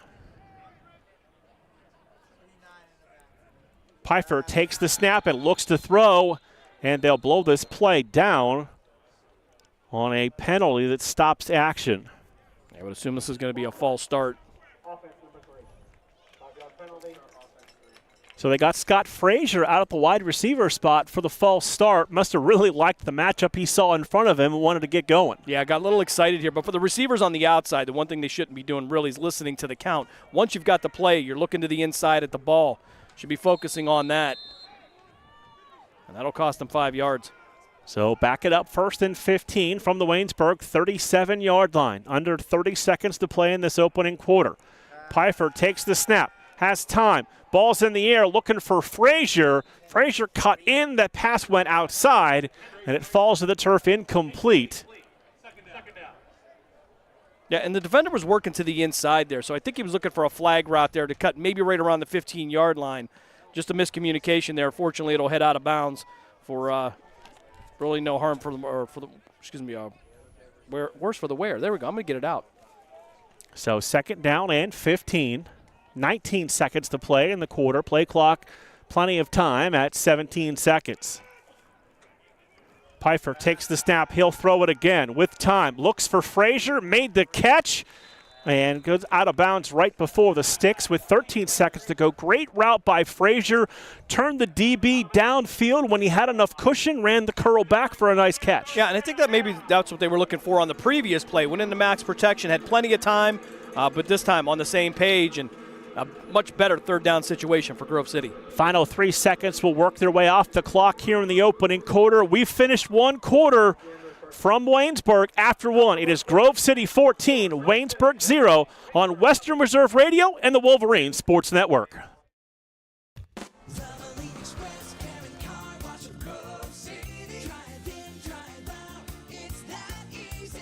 Frenchak here at the Valvoline Express Care and Car Wash of Grove City. Experience. We're all about experience. The experience of our expert quick lube techs and also the experience we provide you with every oil change. You can go anywhere for an oil change, but you come here to the Valvoline Express Care and Car Wash of Grove City for the experience. Drive in, drive out. It's that easy. The Valvoline Express Care and Car Wash of Grove City. Accidents happen. That's why you need Repair That Glass. Specializing in windshield replacement and all other auto glass, we offer a full range of automotive glass repairs. Our technicians can do everything from minor chip repair to a complete replacement. Your windows don't go up or down, they can fix that too, along with custom glass work and antiques. Repair That Glass is a family-run business for over 40 years. Repair That Glass. Call for your appointment now at 330-534-3192.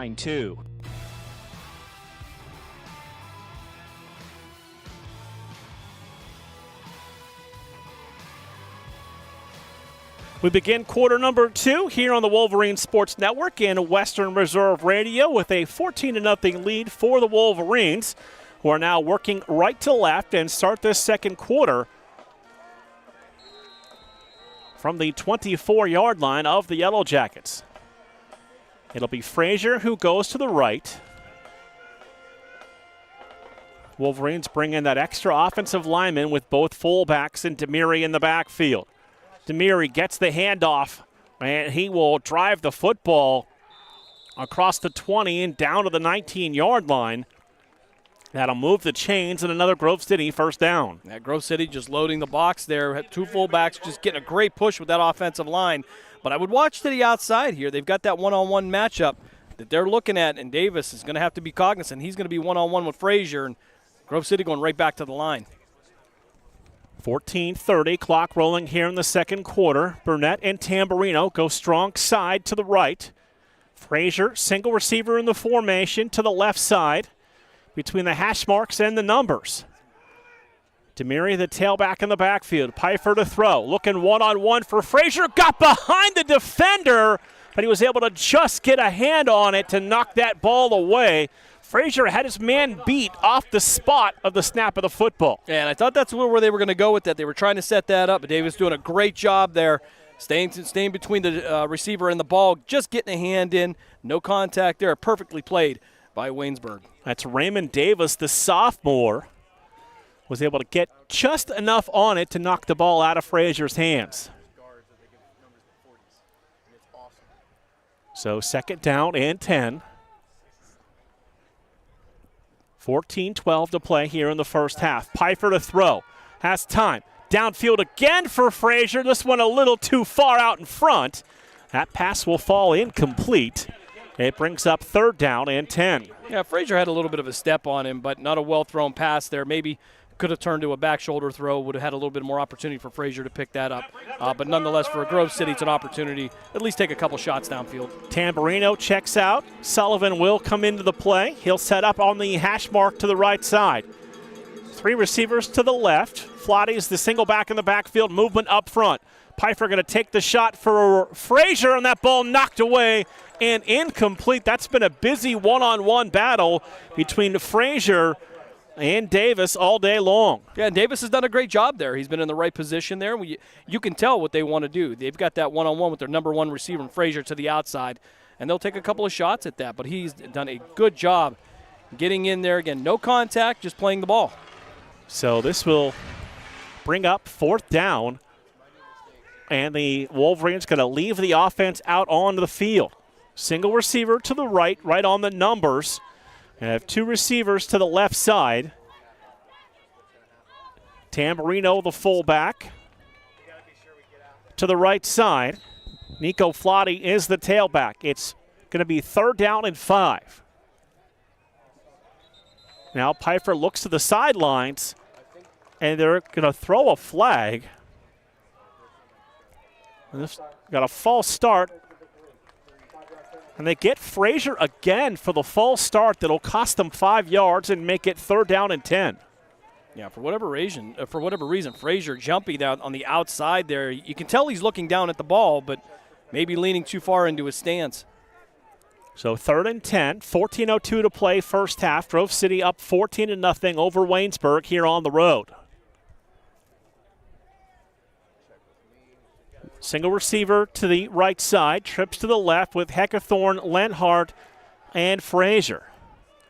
Pfeiffer to throw, looking that way. Goes underneath, and that pass is knocked away from Heckathorn and incomplete. All kinds of contact, no flag, and it's 4th down. Yeah, I thought maybe the defender got there a little bit early as it was thrown right down the seam along the hash marks.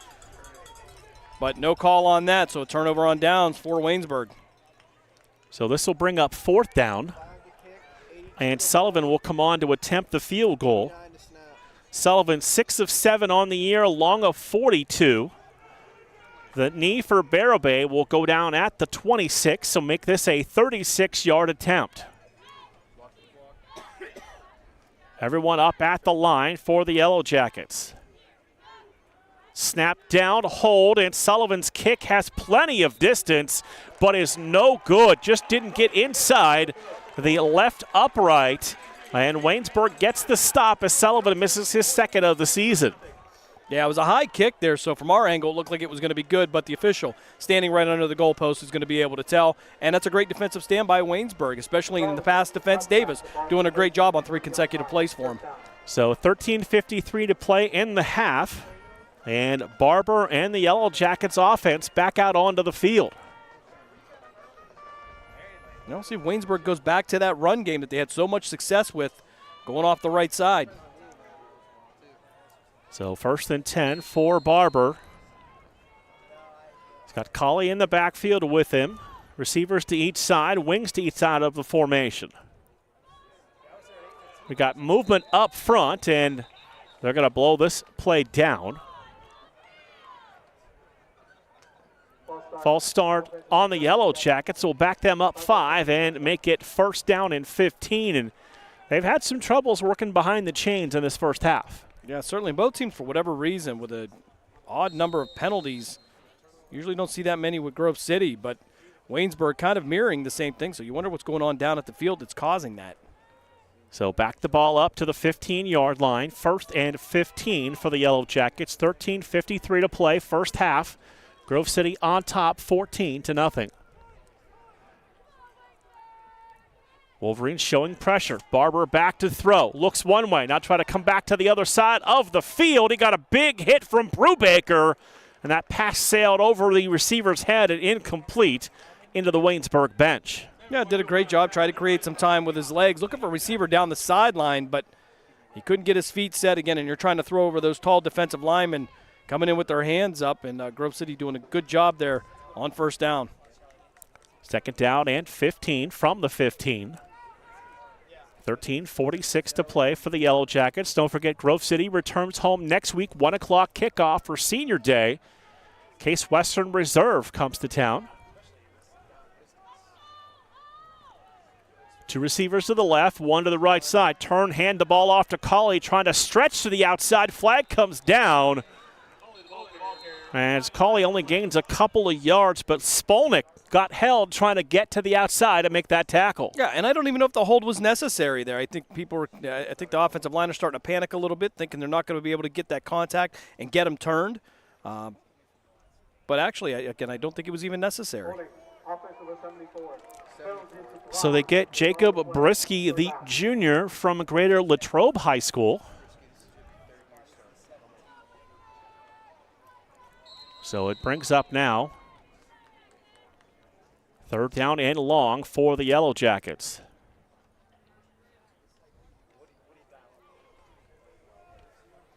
Two receivers go to the right, one to the left side. Single back in the backfield with Barber. He drops to throw, steps up, going to go right down the middle, and that pass sails over the head of the intended receiver. There was some contact, but the flag came in late, and that's going to be pass interference on the Grove City secondary. Yeah, and then when they came in, they weren't playing the ball. It was just him throwing a body in front of the receiver, and you could see where the back judge and the side judge were kind of discussing it, gave each other a glance, they agreed on it, and threw the flag. Took a little bit of a delay, but many times with the officials, you talk about letting your mind digest with your what your eyes have seen, and that's why the flags sometimes come in a little bit late. So that's on Bowden Davidson, the junior corner, who leads this team with 5 interceptions. Had 2 of those against Teal last week. And Coach Gessler may beat me up a little bit trying to defend the officials too, so taking chances here. Not used to you doing that. Yeah, it's a lot of time people get frustrated with that late flag, but again, they preach, let your mind digest what your eyes have seen, and that's what they did. 1st and 10 from the Grove City, or from the Waynesburg 32-yard line. Give the ball to Colley, and he runs right into the arms of a couple of Grove City defenders. It looked like Brubaker there on the stop coming up from his linebacker spot. And we hear so much about the numbers these linebackers put up, but those 3 guys in front of them clear the way so they can roam around and make those tackles. Yeah, and there's 2 things they're doing. They're either getting in the gap or they're requiring double teams or sometimes even both there, and it's just freeing up the linebackers to go wherever they need to. But I like the backside. They're looking for the boot counters and reverses. They're very disciplined. 2nd and 8 from the 34-yard line. Bladel coming on the blitz. They gave the ball to Colley. And Colley is going to be tackled at the 35-yard line. So that's Samelka on the tackle with Shea Aiken there to help clean things up. Yeah, Bladel coming through the A-gap there. The only problem there, and it's something he doesn't do very often, is he over-pursued it, came through there without some control, didn't break down and wait for the running back, and then over-pursued it and missed the play. So 3rd down 7. We approach 12 minutes to play, first half. Grove City on top of Waynesburg, 14-0. Barber back to throw. Hit as he throws. Fires downfield. That pass is caught for a first down near the 45-yard line.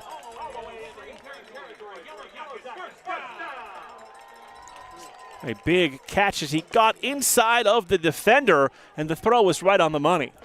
Yeah, and Barber took a shot while he was throwing that, was able to get that off on a perfect throw. So, kudos to Sam Barber for staying in the pocket there, being willing to take that shot. But perfectly thrown pass right into double coverage.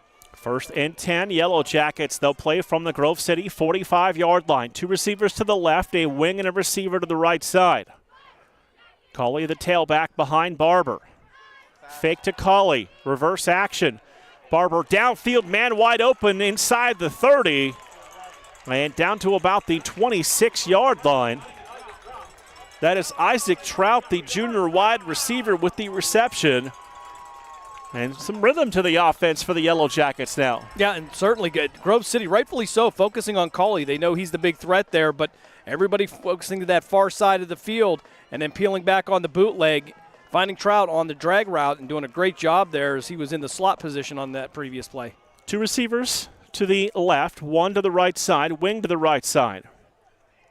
Barber takes the snap. He'll give the ball to Cauley, trying to bounce to the outside, and he is going to be forced out of bounds on a tackle by Grove City's freshman Noah Wheeler from McKinney, Texas. And unfortunately, Cauley down on the sideline, looks to be in some pain, but did a great job bouncing to the outside. Probably could have stayed to the inside, picked up the lane, got the same amount of yards, but he is down after what didn't appear to be a very hard contact tackle.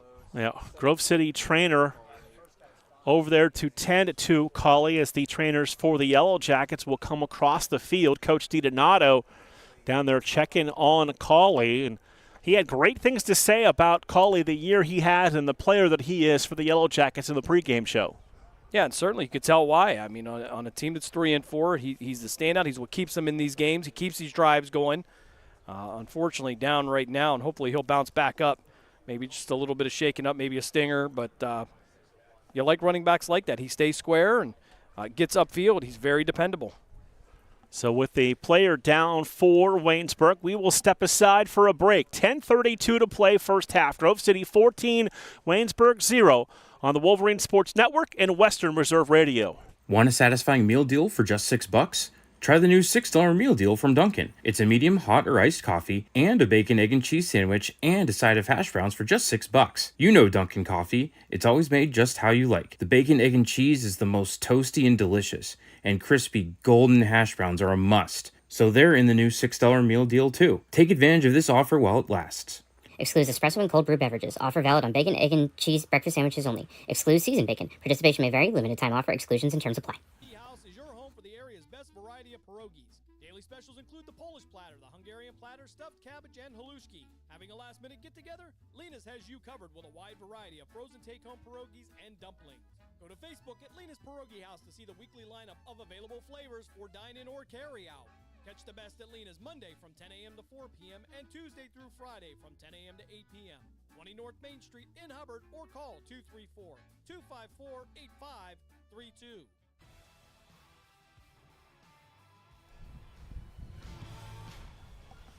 Off the injury timeout, Cauley walking towards the far sidelines, trying to shake something out. Couldn't quite tell, foot, ankle.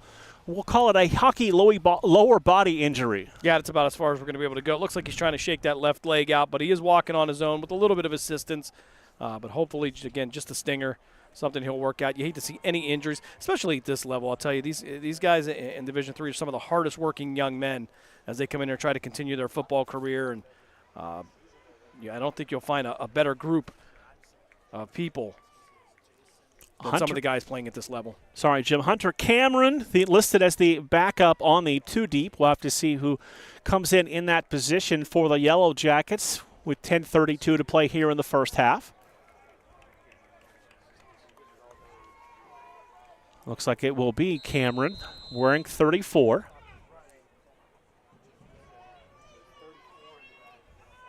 Two receivers go to the right, one to the left side, wing to the right side. Burke takes the snap, gives the ball to Cameron. Cameron cut inside the tackle and made a nice run down to about the 11-yard line. Cameron hasn't had a lot of work, only 27 yards rushing on the season. Yeah, well, did a great job on that. The left side of that Waynesburg offensive line got the push, and you could see when he went through the hole, 2 arms on that ball, wasn't taking any chances, and picked up the first down for the Yellow Jackets. So 1st and 10 for Waynesburg from the 11-yard line. They can get a first down at the 1. Going to put a receiver to the left, one to the right side. Cameron, they fake it to him. Barber rolling out, throwing into the end zone, too far out in front of the receiver. Noah Wheeler there in coverage as the pass falls incomplete through the back of the end zone.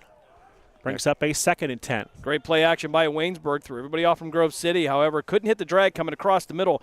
He was looking for Tyler Richmond on that and couldn't get his feet set. Again, maybe anticipating a little bit more speed than what Grove City was showing. He could have got his feet set, got his hip around. Might have been a better pass. 2nd down and 10, 9:36 to play in the half. 2 receivers to the right, wing and a receiver to the left side. Single back in the backfield with Barber. Takes the high snap, puts it in the hands of Hunter Cameron, and Cameron's going to be stood up and pushed back at about the 7-yard line. This will bring up 3rd down for the Yellow Jackets. Yeah, the high snap, just throwing them off by about a half a second, maybe picked up an extra yard if that snap comes directly. But they're doing a good job here, and they see something on that left side that they're focusing on. They got away from it from a little bit here, but I think they were overthinking it. Now getting back to the basics is it's now going to be inside the 10-yard line. So 3rd down, 5 for the Yellow Jackets from the Grove City 7-yard line. Cameron to the right of the quarterback, Samuel Barber. Twins to each side of the formation. Play clock at 5. Barber to throw. Pumps, pulls the ball down, lost the ball. There's a pile-up fight for the football at about the 8-yard line. And that'll be a fumble recovered by the Wolverines and a 1st down, Grove City. Barber had a good read there, was stepping up into the pocket, had some room to run there. Unfortunately, Ben Bladel ran past him and was able to just get his right hand in there and knock that ball away. And Grove City now with another turnover.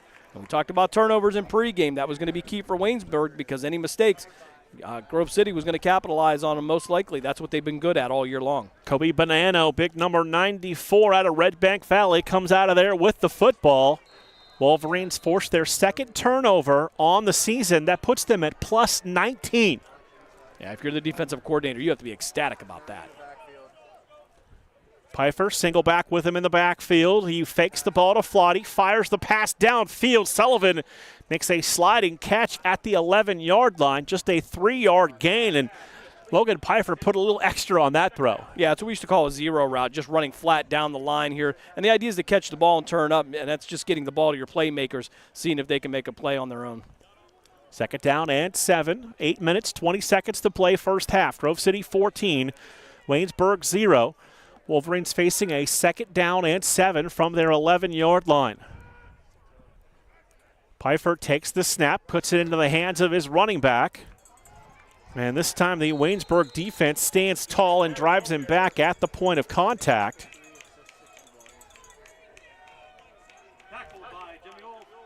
So no gain on the play for Grove City. It'll set up a 3rd down and 7.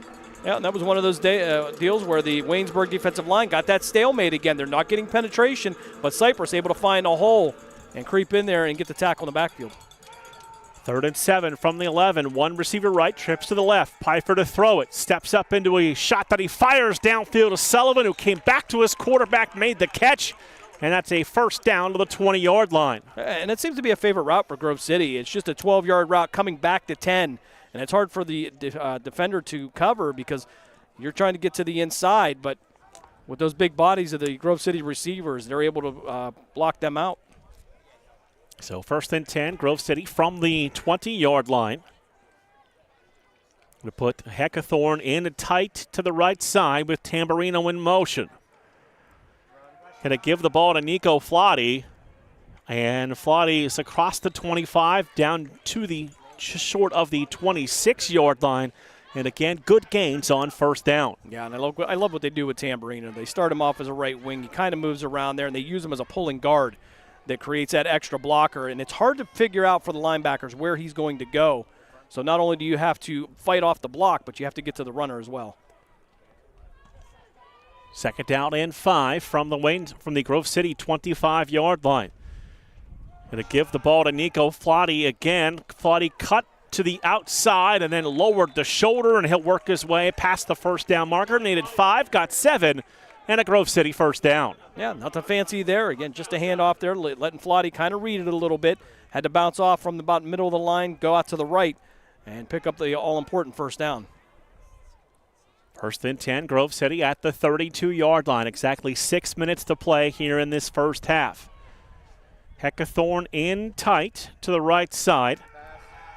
Pfeiffer, play action pass, going to fire downfield, and the pass is caught across the 40 and down to the 43-yard line. First catch for Ryan Lenhart and his 6th of the season. Yeah, nothing fancy by Lenhart. He went right downfield, sat there, and waited. So that tells me he was probably the second read on that route. As we get some whistles from the official.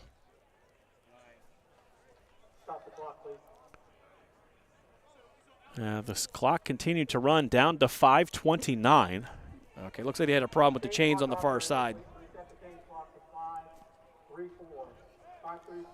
The chains got a little tangled up, so they will add 5 seconds to the game clock.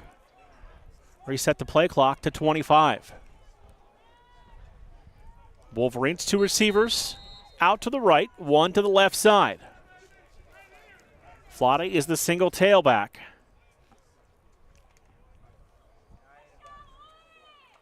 Pfeiffer checks with the sidelines. Tamburino lined up on a wing to the left side.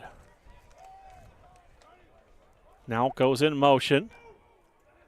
Settles right side to give the ball to Nico Flotty, running that way. Big hole across the 50 to the 45. Still on his feet, carrying tacklers all the way down to the 40-yard line of the Yellow Jackets. Nico Flotty, the senior, showing he was strength on that run. Yeah, they went heavy to the right side with Tamburino and that offensive line. Flotty just reading off it, getting downfield, but it was the yards after contact that were impressive as Grove City goes right back to the line. Going back to the up-tempo offense we saw in the first quarter. It is Sullivan to the right side. Heckathorn at the slot to the left, and Frazier right on the numbers with him. Flotty remains the tailback. Tamburino in motion, settling right side. Pfeiffer to throw with time. Finds Ryan Lenhart over the middle across the 20.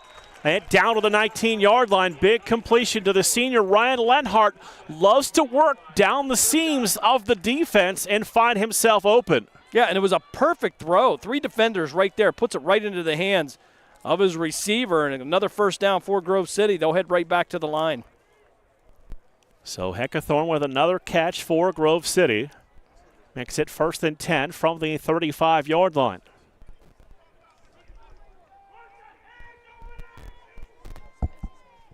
Frazier going to the outside to the right side. Lenhart, Heckathorn tight to the left. They're going to run the ball with Nico Flotty. And Flotty down to the 16-yard line. Picks up about 3 on first down. Sets up a 2nd down and 7. Yeah, worked right off of the block of Brady Brungard. Brungard lost his balance a little bit. Came back on his backside there. May have picked up a few more yards, but Brady couldn't get his feet back. But nonetheless, a pickup on first down. Coach DiDonato working with 3 minutes and 14 seconds on the clock and all 3 timeouts.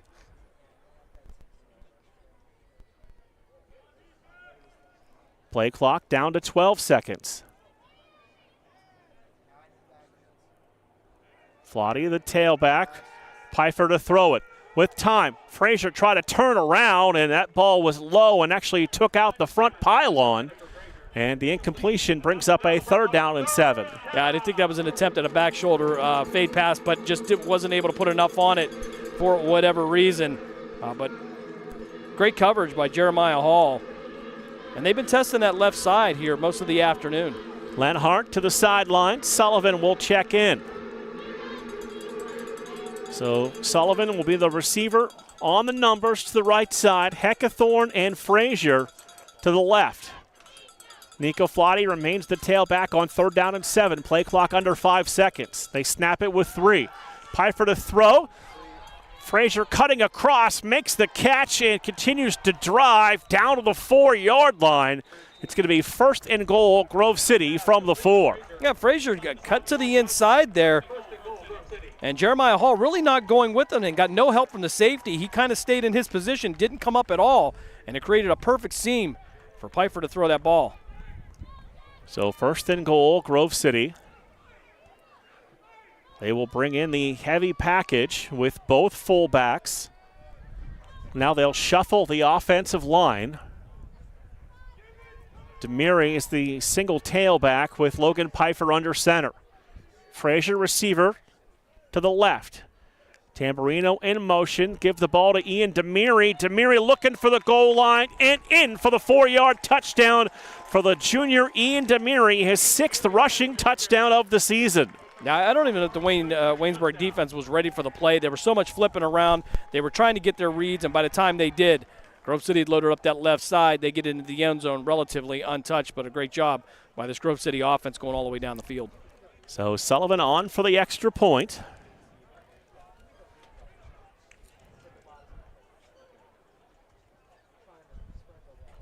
A little bit of a breeze that he's working with as that extra point is up, and that kick is good.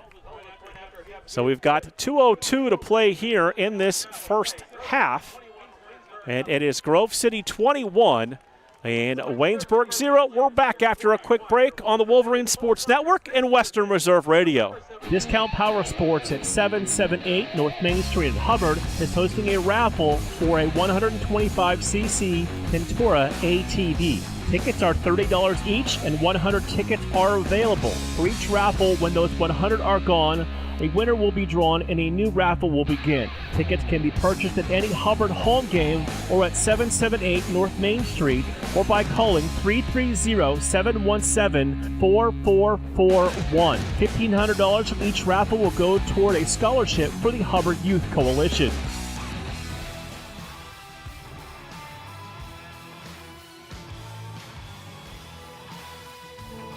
Grove City on top of the Waynesburg Yellow Jackets, 21-0. 2:02 to play here in the first half. Coming up at halftime, we'll look at the first half numbers.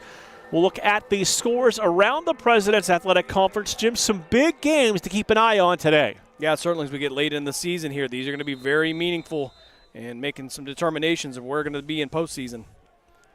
Sullivan puts his foot into this one, drives this kick all the way back into the end zone for a touchback.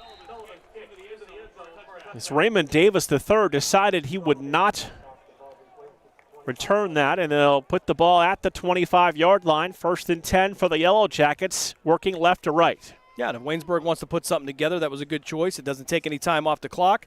We'll get down to 2 minutes. They'll have an opportunity to work some things out as well, and maybe try to put some points up here before the half. So looks like Zane Cawley now back in the backfield for the Yellow Jackets. Trips to the right side, single receiver left.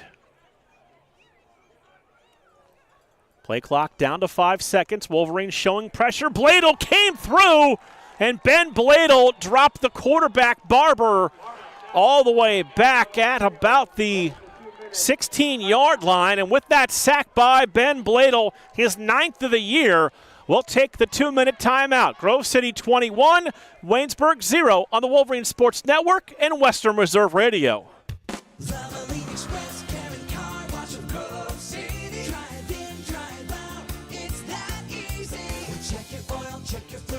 You clean. Fast, friendly service for cars, trucks, and SUVs. Wiper blades or filters, check your tire pressure.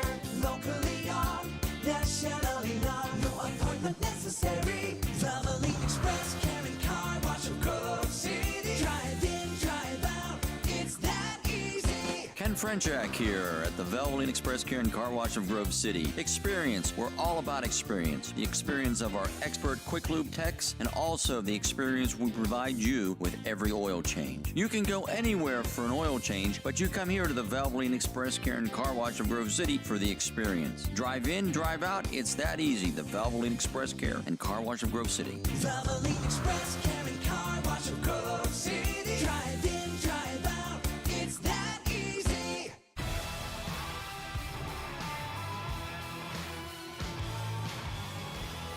Two minutes to play here in the first half, and Ben Bladel's 9th sack of the season is a 6-yard loss for the Yellow Jackets. Barber turns, gives the ball to Cawley, who's back in there, and he got twisted up as he was able to get about 3 yards. And now a Grove City timeout gives us a chance to keep it right here, and you like the way Coach DiNotto's going after this, Jim, being aggressive, trying to get the football back one more time here in the first half. Yeah, and first of all, I'd like to see Cawley back in there. He had that injury. I'm glad there's nothing serious wrong. But, you know, I was talking about Ben Bladel earlier in terms of positioning. He's listed as a linebacker, but I'm not sure that's what he plays here. There was a position years ago, they used to call him the Monster Man, which basically was that we let you run around and create carnage. And that's all he does here. He's hard to account for, and when he's in your gap and there's nobody there, you feel helpless as a lineman.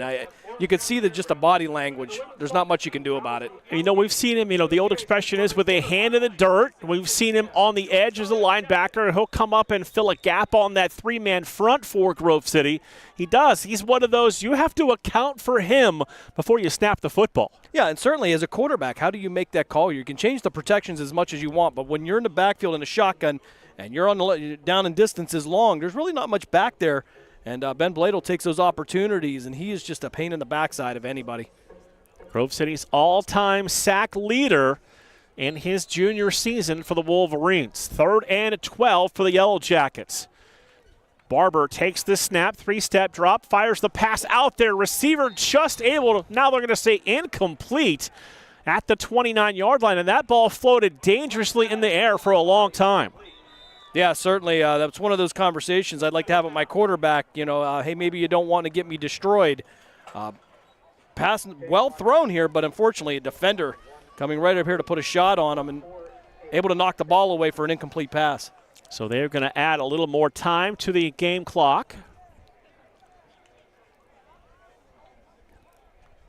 And they're going to reset the play clock. So the quarter has 1:48 left in it. Bowden Davidson back to return this punt. High snap. Punter gets the kick away high. Very, very short kick. Going to hit and then take a Waynesburg roll all the way down to the 45-yard line. So not a beauty punt, but was able to be effective and got a decent roll. Yeah, he was the benefactor of a nice roll there, but Grove City with the ball at their own 45-yard line, 1:36 left, and I believe they've got a couple timeouts left as well.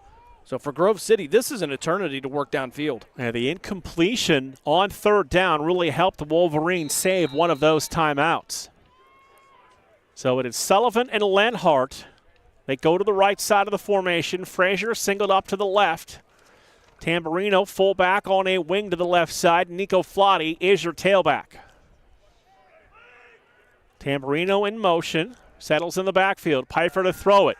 5-step drop. Fires downfield. And Frazier tried to make a catch, but he was pulled to the turf by the defender.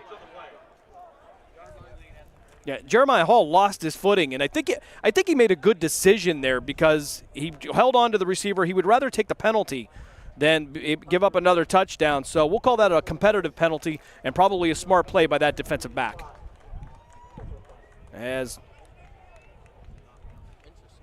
they called this penalty on Grove City. Yeah, now I'm a little confused here because I thought that Hall would drug him down, but they're going to say that the pass interference was against Grove City.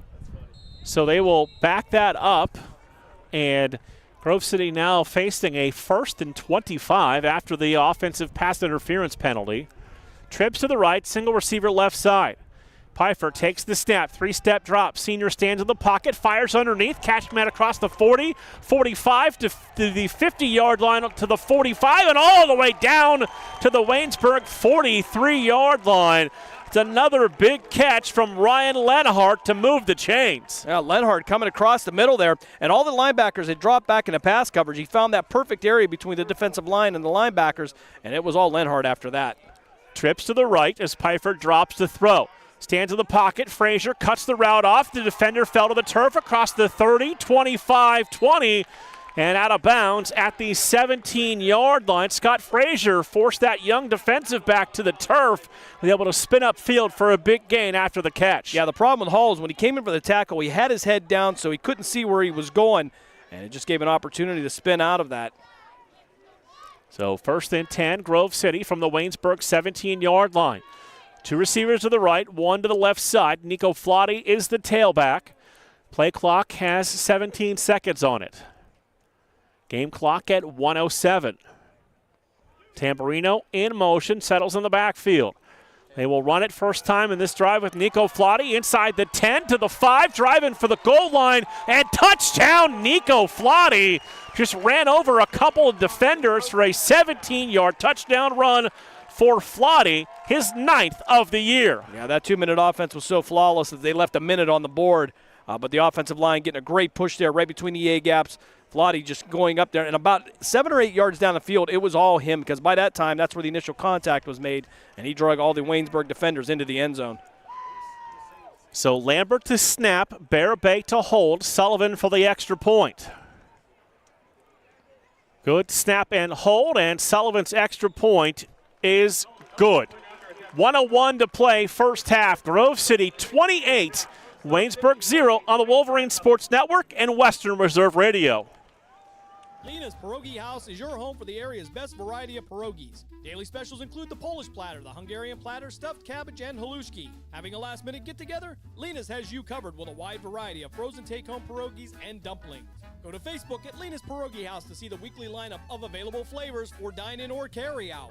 Catch the best at Lena's Monday from 10 a.m. to 4 p.m. and Tuesday through Friday from 10 a.m. to 8 p.m. 20 North Main Street in Hubbard, or call 234-254-8532.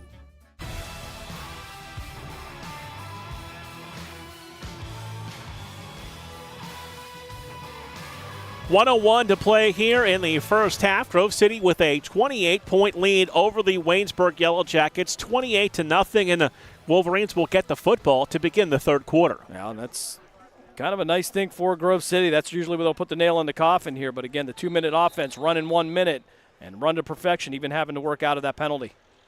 Sullivan ready to kick, drives this one high and deep back to the 3. Across the 5, 10, cut back 15, got a lane to the 20, to the 25, and tight ropes his way to about the 28-yard line. On the return by Davis. Now we got a flag right around the 29-yard line. Initial indications a hold against the return team, against Waynesburg. Holding. Return team number 31. So they will get Turner Garrettson, number 31, a freshman tight end. That's going to put them inside the 20-yard line. Yeah, young freshman in there trying to earn some time on special teams, and we'll set them back inside the 20-yard line. First and 10 from the 17-yard line.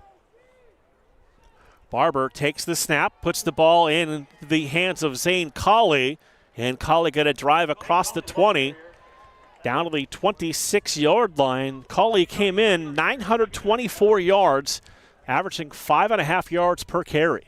Yeah, Colley doing a great job here. And they got away from a little bit, minus the time that he got shaken up and was getting worked on. But for whatever reason, they kind of steered away from him. And, again, I think that's a little bit of overthinking by the coaching staff here.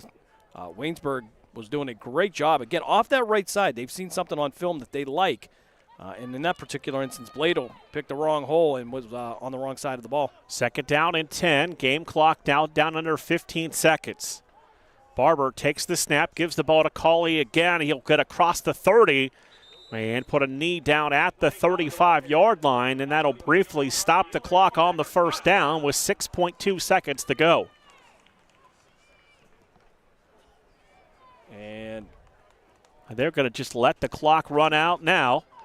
And we have come to the end of the first half of action. After one, it is Grove City 28, Waynesburg 0 on Western Reserve Radio and the Wolverines Sports Network. Founded in 1955, the President's Athletic Conference is regarded as one of the elite NCAA Division III conferences in the nation. Comprised of 11 private institutions and 2 associate members, the PAC remains unique in this day of high-pressure college athletics. As a charter member of NCAA Division III, PAC student athletes excel in 23 varsity sports as well as the classroom. Want to learn more? Visit us at pacathletics.org or follow us on social media. This is Grove City College President Paul McNulty. Grove City College is a highly ranked national liberal arts college where your formation is viewed holistically, embracing mind, heart, and hand. You'll discover your calling and be equipped to pursue it. You'll also be a part of a community of purpose and principle. Faithfulness to this mission is one of our core values. Learn more about us at gcc.edu. During the fall and winter, grilling season never ends, and Gessler Propane is your local supplier that makes sure you get your hard-earned money's worth. Why go to gas exchanges to pay higher prices for tanks not filled to capacity? Gessler Propane makes sure you're prepared for year-round grilling with 100% filled tanks at a reasonable cost. See Bob Monday through Friday 10 to 4 and Saturday 9 to 3 at Gessler Propane, 702 Youngstown Poland Road, Struthers, or call 330-755-9119. Gessler Propane. They got gas.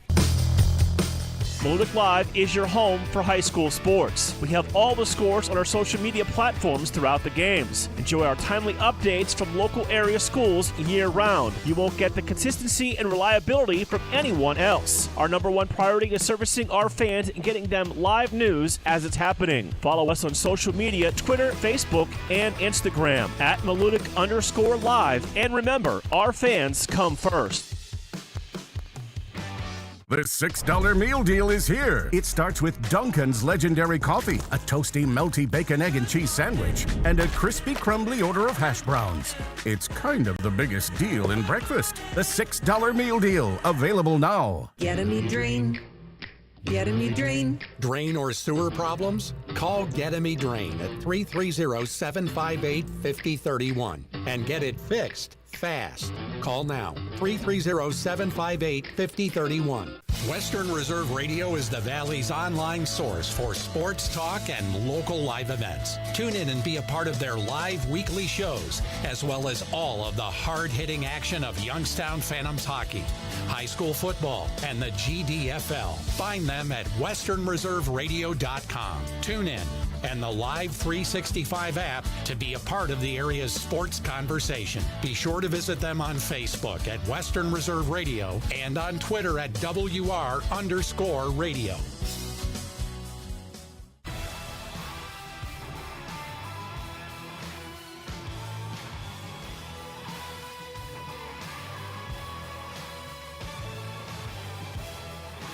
Grove City leading Waynesburg 28-0 as we begin the halftime show here on the Wolverines Sports Network in Western Reserve Radio. Jim, let's go around the league, get everyone updated on some of the action in the President's Athletic Conference.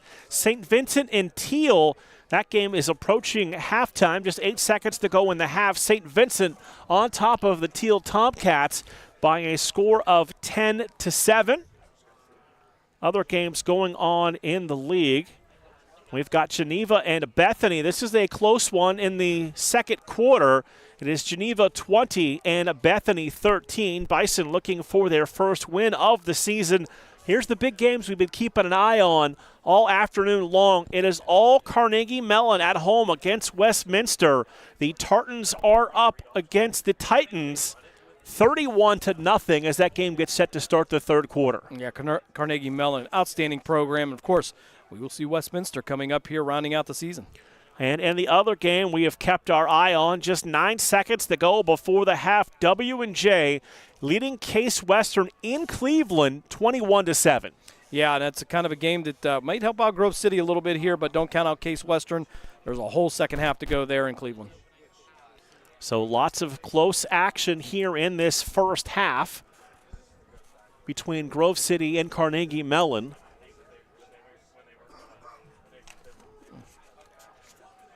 Sorry, need a stat sheet. The computer decided not to refresh. I've got a blank screen in front of me right now.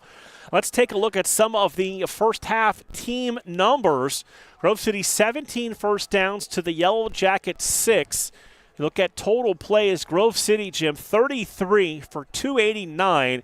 Waynesburg, 28 for 145. Yeah, you look at the first downs. It's 17 first downs for Grove City. That's impressive considering that the Grove City offense did not see the field until halfway through the first quarter. Some of those numbers to keep an eye on. Grove City, this will make the coaches happy, Jim. 4 for 5, converting third downs and holding Waynesburg to just 2 of 7 on third down. Yeah, and those third downs have mostly been short yardage, but they've had to work their way out of a couple penalties, and they've done a phenomenal job at that. Grove City 3 of 4 in red zone chances. Sullivan did miss a field goal in the first half. Waynesburg 0 of 1. In red zone scoring opportunities. Individual numbers, Nico Flotti having a first half already. 11 carries, 93 yards, and a touchdown. averaging 8.5 yards per carry. Yeah, and that's tough. I mean, every other play is a first down for Grove City. For Waynesburg, that's got to be frustrating for that defense. Ian Demiri, 5 carries, 21 yards and a touchdown. A very efficient first half for Logan Piper. 12 of 17, 175 yards, and 1 touchdown. Yeah, certainly he's been perfect there. I mean, the defensive backs for Waynesburg, I think, again, have been giving him a lot of respect. Playing off the ball here, we saw good plays, maybe a couple series there where they had 3 plays in a row. Great pass defense, but certainly it has been perfect execution here. Great routes run by the Grove City Wolverine receivers anyway. And they, of course, have kept Logan Piper clean. He has not been sacked yet. And you look at the fact that the Wolverines, Jim, have now played 7.5 football games. They've given up 2 sacks on the season. Yeah, and if you're Logan Piper, you got to be excited about that. Those 5 guys up front are amazing. And then you throw Tamburino in there as far as where he's going. He picks up those blitzes coming in, adds to that protection. And, again, it makes you very confident that you can get anything done in any formation. Leading receiver, Daniel Sullivan, 4 catches for 49 yards. Scott Frazier has 3 receptions for 33 yards and a touchdown.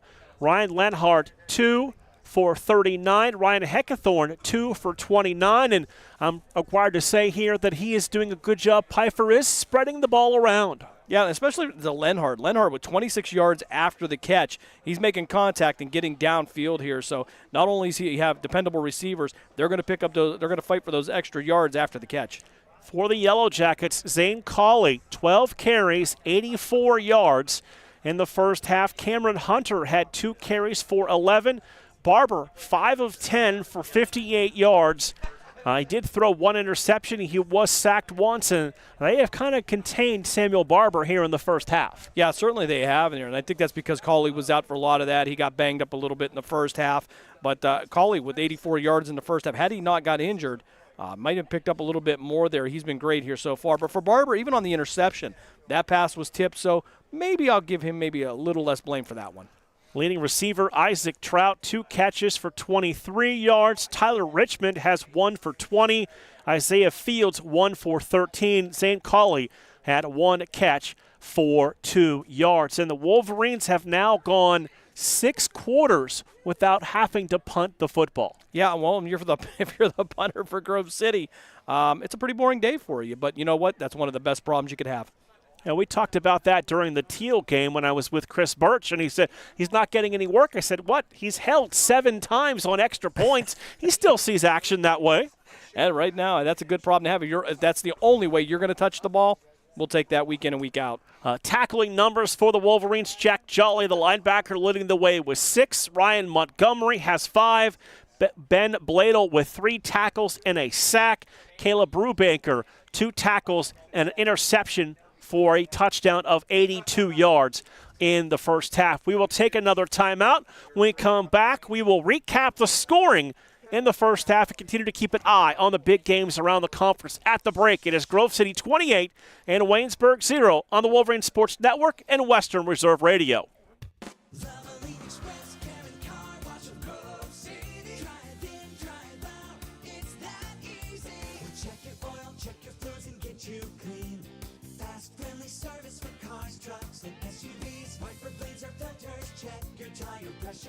Locally owned, nationally known, no appointment necessary. Valvoline Express, Karen Car Wash of Grove City.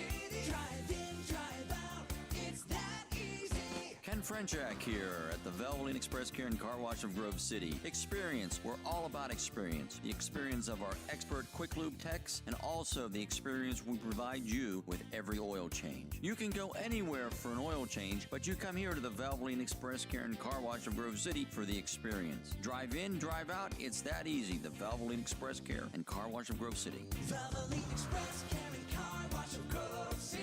Drive in, drive out, it's that easy.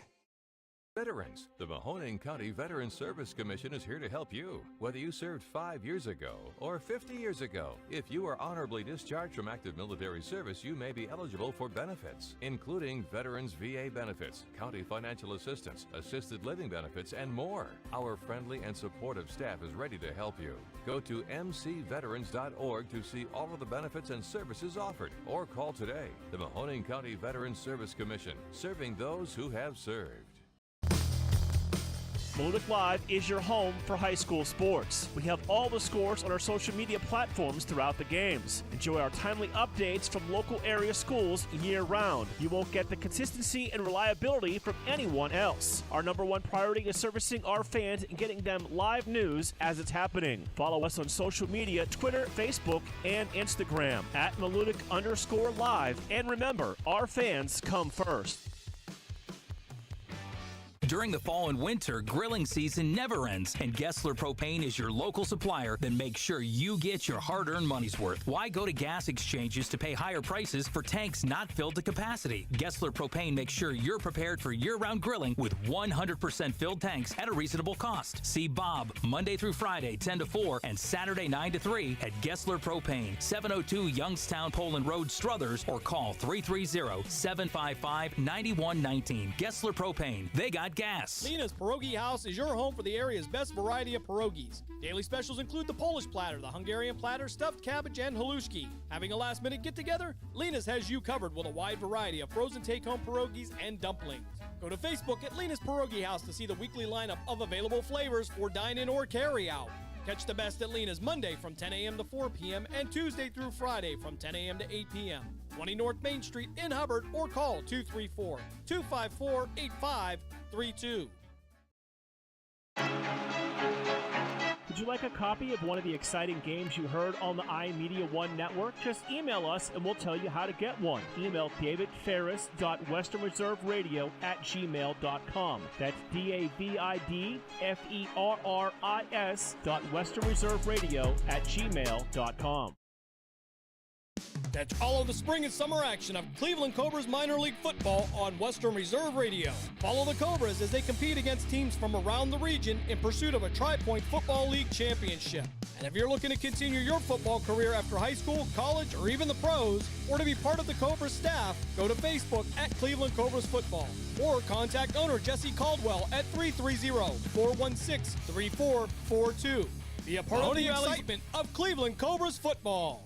Leader for golf, Milk Creek Golf Course is now booking tee times for 2024. We offer stay and play opportunities available with 9 area hotel partners. For more information, visit our website at millcreekmetroparks.org. Also, look for new, exciting opportunities coming soon, including an indoor player development center with Trackman, an indoor Callaway Club Fitting Center, and an Odyssey Fitting Studio in 2024. Follow us on Facebook at Milk Creek Golf Course or call 330-740-7112. Premier Bank is powered by people. People like our proud and strong and wonderfully one-of-a-kind customers who trust us with their dreams and goals. People like our attentive employees who listen and collaborate to consistently deliver the best customer service in the business. People like those in our community who help us make the places we call home as strong as they can possibly be. People like you, who we look forward to connecting with at yourpremierbank.com. Premier Bank, powered by people. Member FDIC. This is Mario Andretti. You know me as a race car driver, but I'm also a Meals on Wheels volunteer. I've raced against the sport's biggest personalities, but I've never met more vibrant, amazing people than the seniors served by Meals on Wheels. You can make a difference by dropping off a hot meal and saying a quick hello. So, America, let's do lunch. Volunteer your lunch break at americaletsdolunch.org. This message brought to you by Meals on Wheels America and the Ad Council. People been saying to your friend, get a different face, and posting on their feed, they're super ugly. The things they say to them online are cruel and they're not true. So tell your friend, I'll stand up for you. Don't worry, I know what to do. Know someone being bullied online? You can be a witness and make a difference by letting the world know it isn't cool and by letting your friend know you care. Learn more at eyewitnessbullying.org. Brought to you by the Ad Council. Hope you enjoyed your meal. And I just want to say, he's lucky to have a brother like you. Lucky? Caring for my brother is far from easy. But he's a part of me, like my arms and legs, so I'll be his. No time for tired. Nothing can disable this love. He needs me, but I'm the lucky one, even though I need help now and then.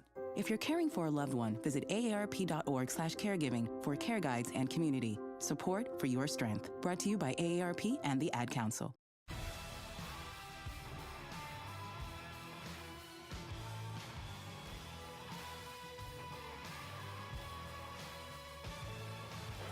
Halftime on the Wolverines Sports Network continues. Grove City with a 28-0 lead here in Waynesburg against the Yellow Jackets. And just another Saturday afternoon for you, Jim. You show up to join us for a Grove City game and the Wolverines win. Well, and you know, I've said it so many times. That's all I know here is winning. So it's been a great ride for me, and it's a privilege to be doing this. And of course, I want to thank Ryan Briggs for entrusting us with doing this. I mean, that means a lot to us because to us, this is very important. I'm sure it is to everybody else, but to be able to produce this and do it right and bring you a quality product is something we look forward to, and I know Dave puts a lot of time into this. The Wolverines got the scoring off early at the 11-17 mark of the first quarter. Waynesburg was in a 6-play, 74-yard drive when Barber was intercepted and returned 82 yards by Caleb Brubaker for the Grove City touchdown. Sullivan's extra point made it 7-0 in favor of the Wolverines. 4:28 in the opening quarter. Pfeiffer to Scott Frazier for an 8-yard touchdown. A pass interference penalty was declined, and Sullivan's extra point made it 14-0 in favor of Grove City. 2:02 to go in the first half. Ian Demiri's 4-yard touchdown run, capping a 12-play, 92-yard drive that took 6 minutes and 41 seconds off the clock. Sullivan's extra point made it 21-0 in favor of Grove City. And with 1:01 to play, Nico Flotti went up the middle for 17 yards for a touchdown, capping a 4-play, 55-yard drive that took 35 seconds. Jim, Grove City put up those final 2 touchdowns in just 61 seconds. Yeah, that's what I said earlier about running the 2-minute offense. They're doing it in 1 minute, so you can't be much more efficient than that. But if you're a team that's opposing Grove City, that's got to worry you a little bit. You have to be prepared for them to go right back to the line, but to make those reads with all the motion that they show in the backfield, and especially even with the offensive line, as we saw in that second 2-minute drill, it's hard to do, and that's why they have been so successful. The coaching here at Grove City is absolutely amazing. All games have reached the half this afternoon with all 1 o'clock starts. Geneva and Bethany, they are tied at 20 at the break. Carnegie Mellon a 31-0 lead over Westminster as they get set to start the third quarter. St. Vincent leading Teal 10-7. That is at the half. And we can also tell you W&J leading Case Western in Cleveland 21-7. That game is at the half. And for those that are curious, late third quarter, Ohio State leading Penn State 17-13. We'll step aside for our final break. When we come back, keys in the second half, and we start the third quarter next here on the Wolverines Sports Network and Western Reserve Radio. This is Grove City College President Paul McNulty. Grove City College is a highly ranked national liberal arts college where your formation is viewed holistically, embracing mind, heart, and hand. You'll discover your calling and be equipped to pursue it. You'll also be a part of a community of purpose and principle. Faithfulness to this mission is one of our core values. Learn more about us at gcc.edu. Founded in 1955, the President's Athletic Conference is regarded as one of the elite NCAA Division III conferences in the nation. Comprised of 11 private institutions and 2 associate members, the PAC remains unique in this day of high-pressure college athletics. As a charter member of NCAA Division III, PAC student athletes excel in 23 varsity sports as well as the classroom. Want to learn more? Visit us at pacathletics.org or follow us on social media.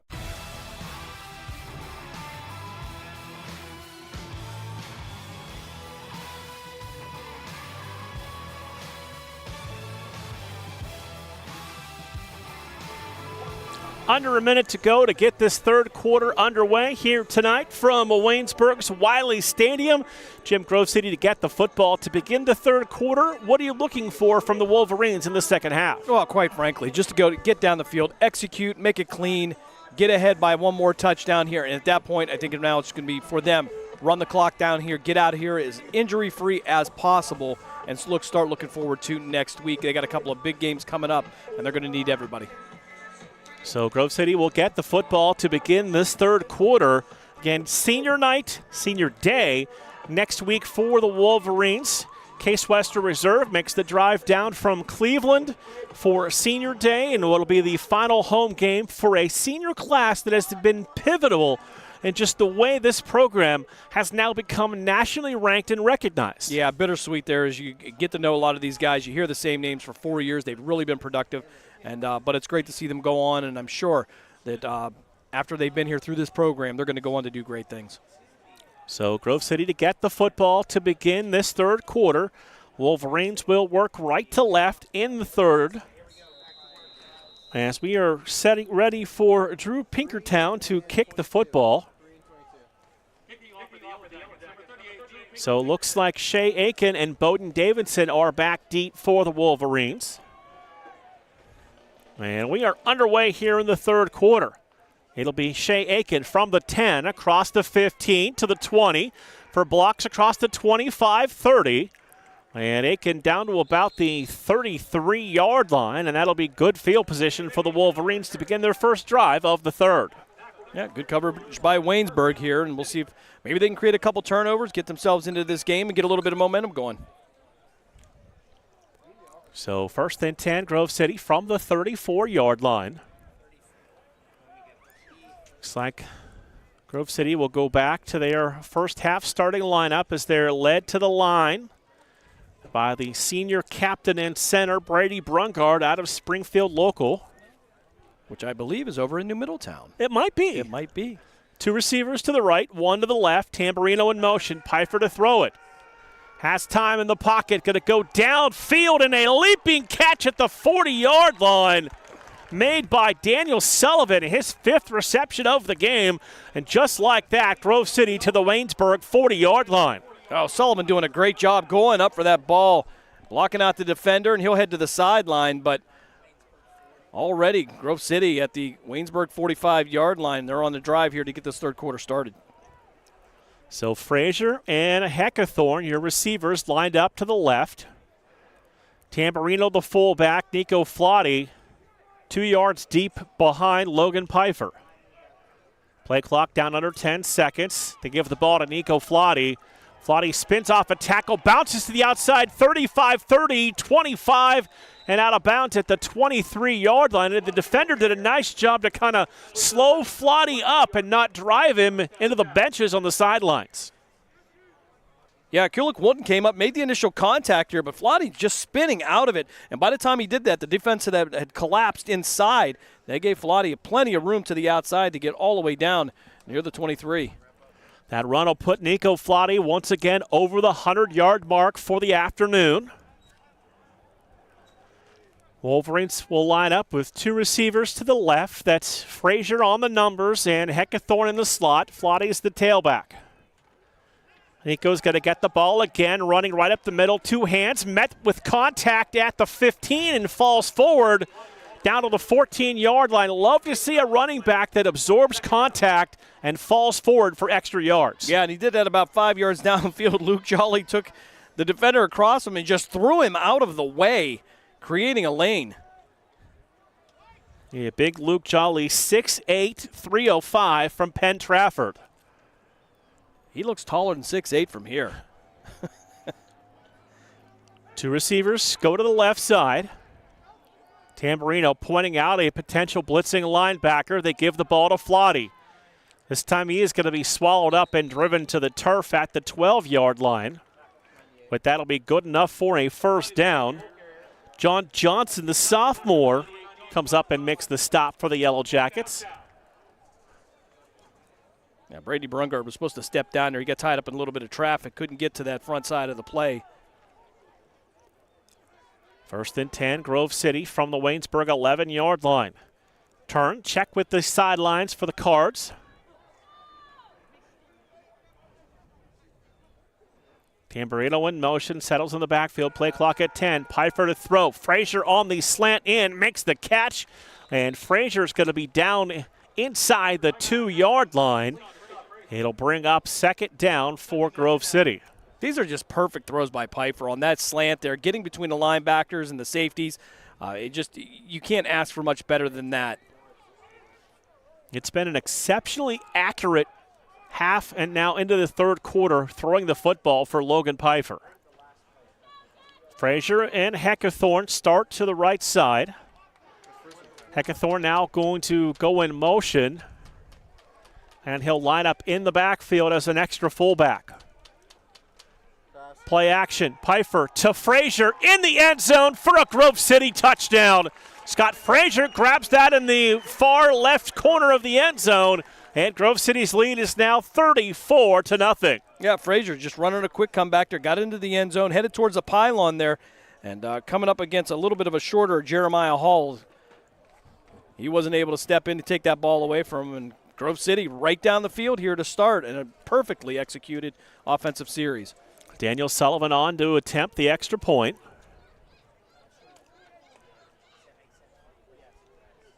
Lambert snap a little high. Barabay gets it down, and the kick is up and good.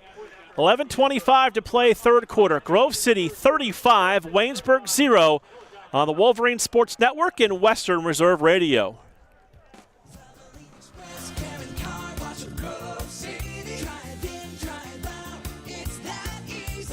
Frenchak here at the Valvoline Express Care and Car Wash of Grove City. Experience. We're all about experience. The experience of our expert quick lube techs and also the experience we provide you with every oil change. You can go anywhere for an oil change, but you come here to the Valvoline Express Care and Car Wash of Grove City for the experience. Drive in, drive out. It's that easy. The Valvoline Express Care and Car Wash of Grove City.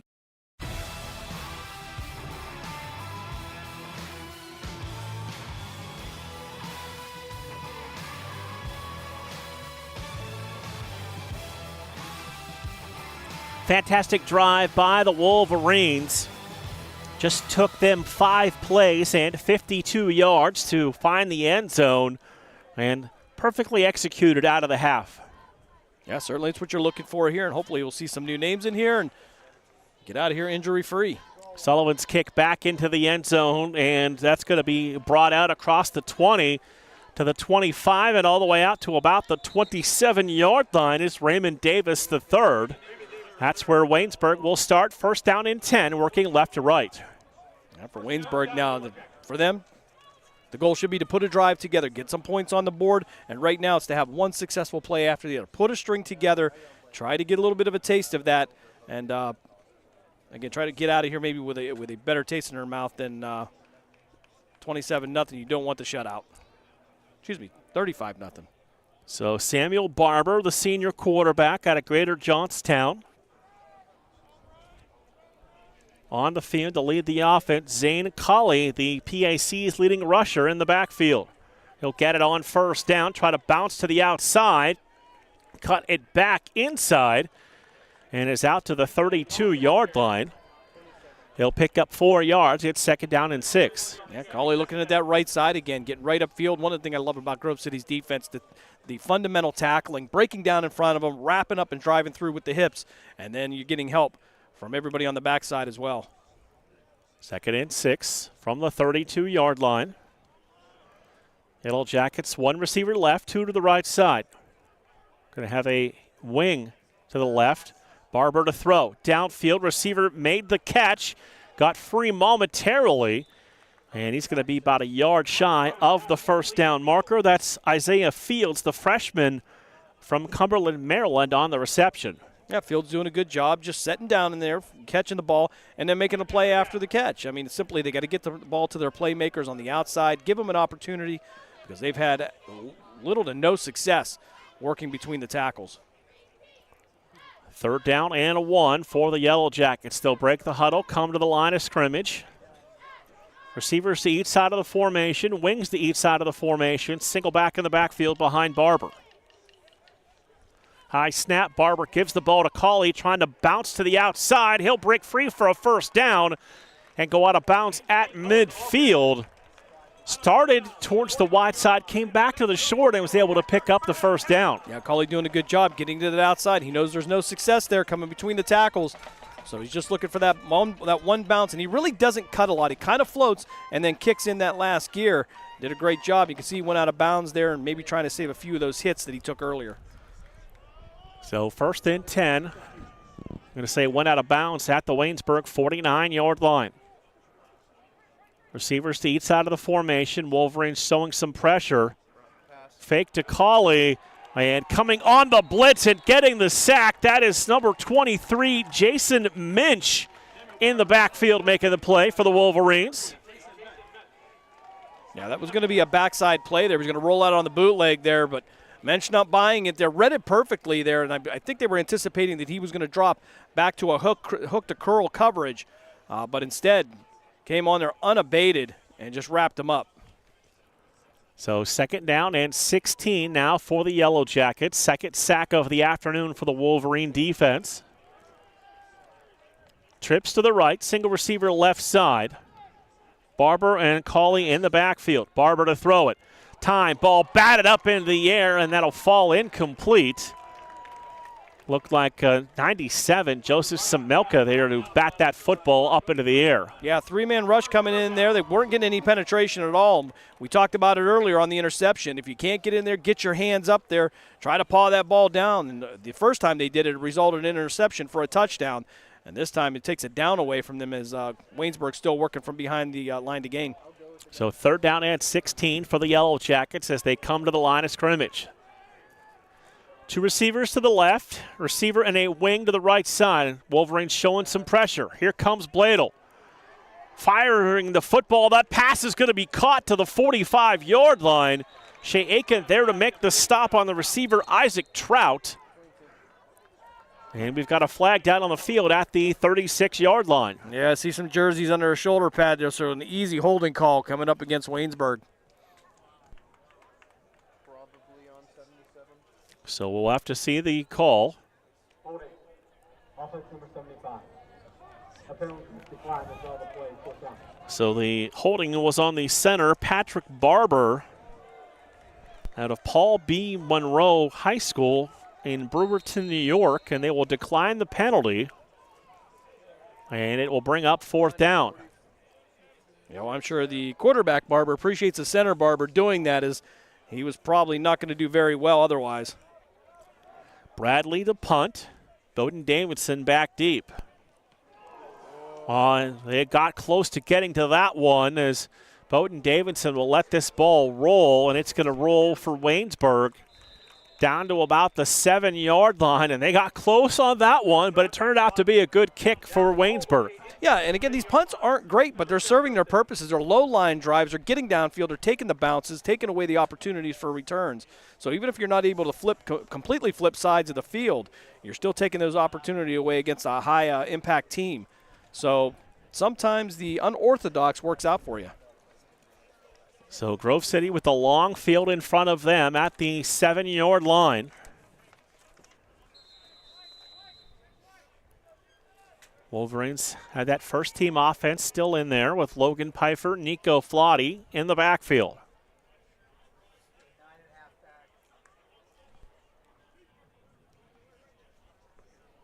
.8:04 to play third quarter.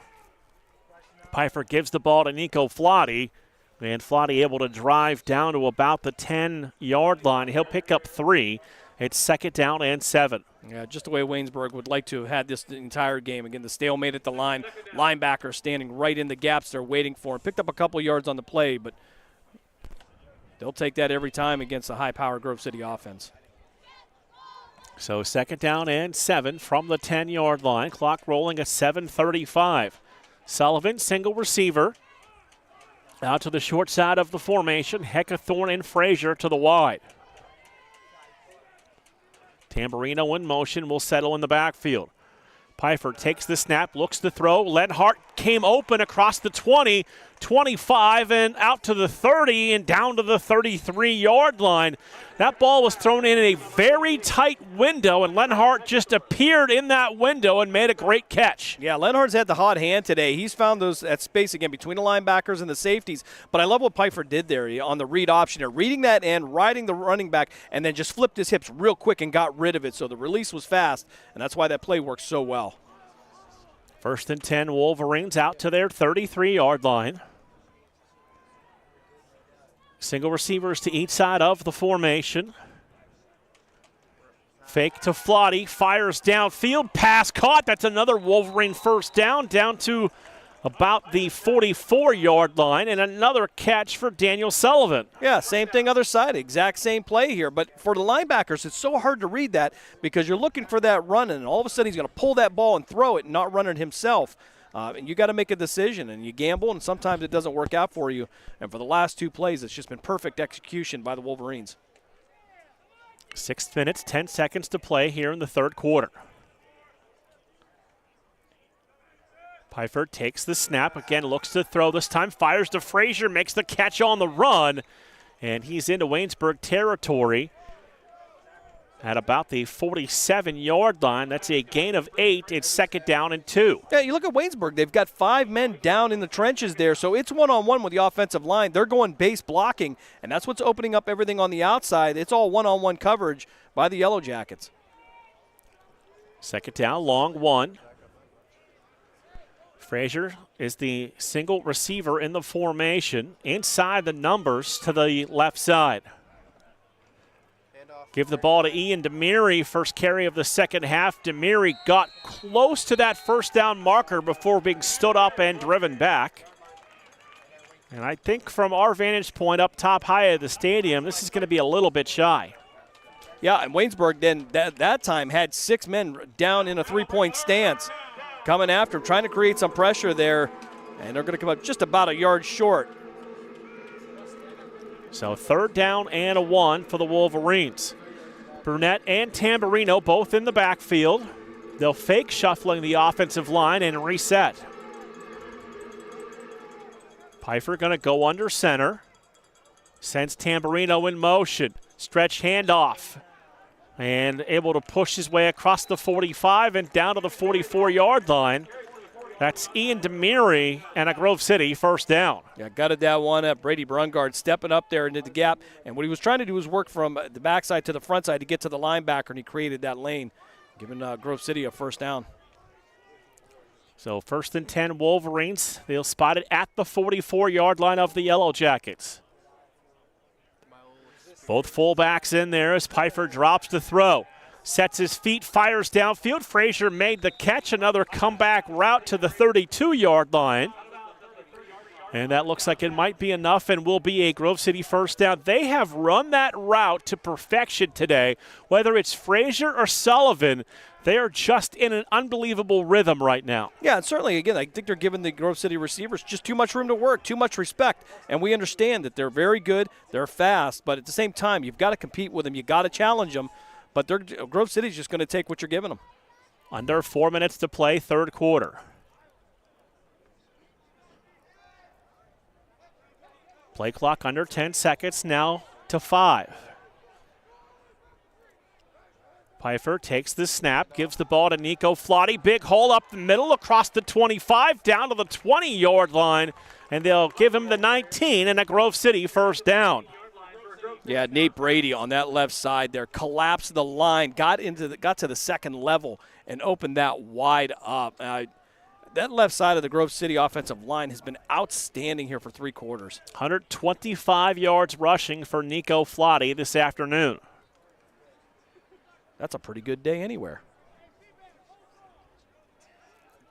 We approach 3 minutes to play, third quarter. Pfeiffer takes the snap, drops the throw. Looking outside and a diving attempt. They're going to call that a good catch by Frazier right at the first down marker at the 9-yard line. It's going to be first and goal, Grove City. It just goes back to what I say, and I keep repeating it. They're running about the 12-yard route coming back to 10 and not being challenged. It's as if Waynesburg's just willing to give up those 8 or 10 yards on every pass play. Pfeiffer, 20 of 25 throwing the football this afternoon. 80%. You really can't complain about that. That's all-star numbers there. First and goal from the 9-yard line. Play clock under 10 seconds. Pfeiffer to throw it again. Has time. Looks for Frazier. Had his man beat and scored the touchdown in front of the far left pylon. Yeah, Yeah, that wasn't even a hitch on that one. That was straight into the end zone, just cutting laterally along the goal line and beat the defender, and just perfectly thrown. With 21-26 now, and could trying to maybe get another record-setting day as Brady Brungard tried to body somebody and jump up there and celebrate. I think he almost took him out. They are having a good time on that Grove City sidelines. With Sullivan on to attempt the extra point. Snap down by Barabay, and the kick is up, and it is good. 2:13 to play, third quarter. Grove City 42, Waynesburg 0 on the Wolverine Sports Network and Western Reserve Radio. During the fall and winter, grilling season never ends, and Gessler Propane is your local supplier that makes sure you get your hard-earned money's worth. Why go to gas exchanges to pay higher prices for tanks not filled to capacity? Gessler Propane makes sure you're prepared for year-round grilling with 100% filled tanks at a reasonable cost. See Bob Monday through Friday 10 to 4 and Saturday 9 to 3 at Gessler Propane, 702 Youngstown Poland Road, Struthers, or call 330-755-9119. Gessler Propane. They got gas.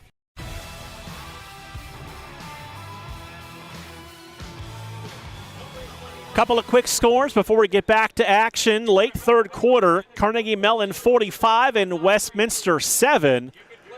And 6:01 to play, third quarter, W&J 27, Case Western 14.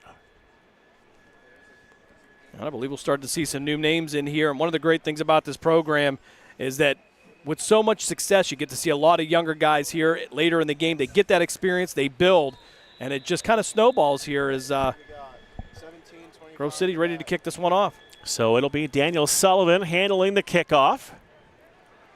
This one high and fielded on a hop at the 3, and they're going to say the knee went down there. So the returner, Raymond Davis III, tried to field that on the hop, but the knee went down at the 3-yard line. Yeah, I think he maybe misjudged it a little bit. Sun's up there right above us right now, so I'm sure he was looking into it and had to lean forward to get the ball there. Just couldn't keep his balance, and that'll put Waynesburg back. We'll see where they mark it, but I believe they're going to say back at the 3-yard line. I think I would have given him a little bit more, but that would be me being generous, I guess. I this time will agree with our officiating crew. All right, we're going to mark this one down, and we're going to have to check this one with Coach Gessler, see what he says. Break out the film tomorrow. Get the official report. Barber at the quarterback spot, standing 2 yards deep in his end zone, gives the ball to Zane Colley, trying to cut to the outside. Colley able to put a foot into the ground and drive out to the 7-yard line. And you look at Colley, 5'7", 180, but I think he runs bigger than that. Yeah, certainly, and I think that's the style of running back that teams like now, that shorter, stockier running back. A little harder to see. He's behind the line. They're 6'2", 6'3", and he likes to get to the outside. Again, he was banged up earlier. Glad he's back in there. And a little surprised they had gotten away from him when they did.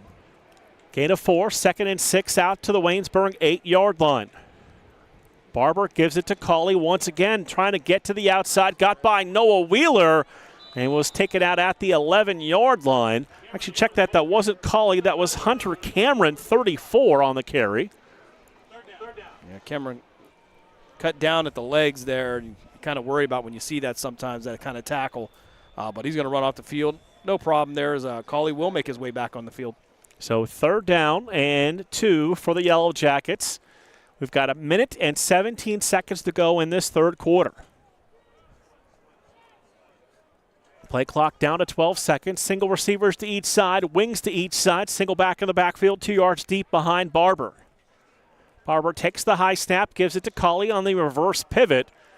And they're going to be right near the first down. It's going to be a little shy, I would say, on the initial spot, Jim. Yeah, Brubaker doing a good job there. Colley cutting back there, and I like Colley. He doesn't do a lot of dancing. He'll make one cut, and he's coming up a little bit hobbled, as I think he'll head to the sideline. But we will end it. They're going to let this one run down, I believe. As the punt team will come on. But anyway, nonetheless, Colley doing a great job, and he comes in there 2 arms on the ball, very fundamental, but just not enough to get the first down. You mentioned Brubaker on that on the stop. 52 tackles, 2 sacks, 4 interceptions. He does a little bit of everything for this defense. Punt from the end zone, wobbly end over end. Bowden Davidson will back away. And this will take a roll down to the Grove City 45-yard line with 6.7 seconds to play in the third quarter. Yeah, this is where Grove City got the ball in the last drive of the first half and moved right down the field here as we come to the end of it. Well, they're going to leave those 6 seconds up there. I thought they were going to run it down, but there's plenty of opportunity for Grove City to get some work in here, and so I'm sure we'll see some new names out here. We will see junior quarterback Ethan Wiley, 301 yards, 2 touchdowns, no interceptions, 6'3" junior out of Mercer to take over the offense now. New running back, too. Single receivers to each side. 24 in at running back. That's Chase Rankin in at the tailback spot. Rankin will get the handoff. He's just going to run into the pile, find a little gap, and fall forward down to the 49-yard line. That'll be a 6-yard gain and bring us to the end of the third quarter. After 3, Grove City 42, Waynesburg 0 on the Wolverine Sports Network and Western Reserve Radio.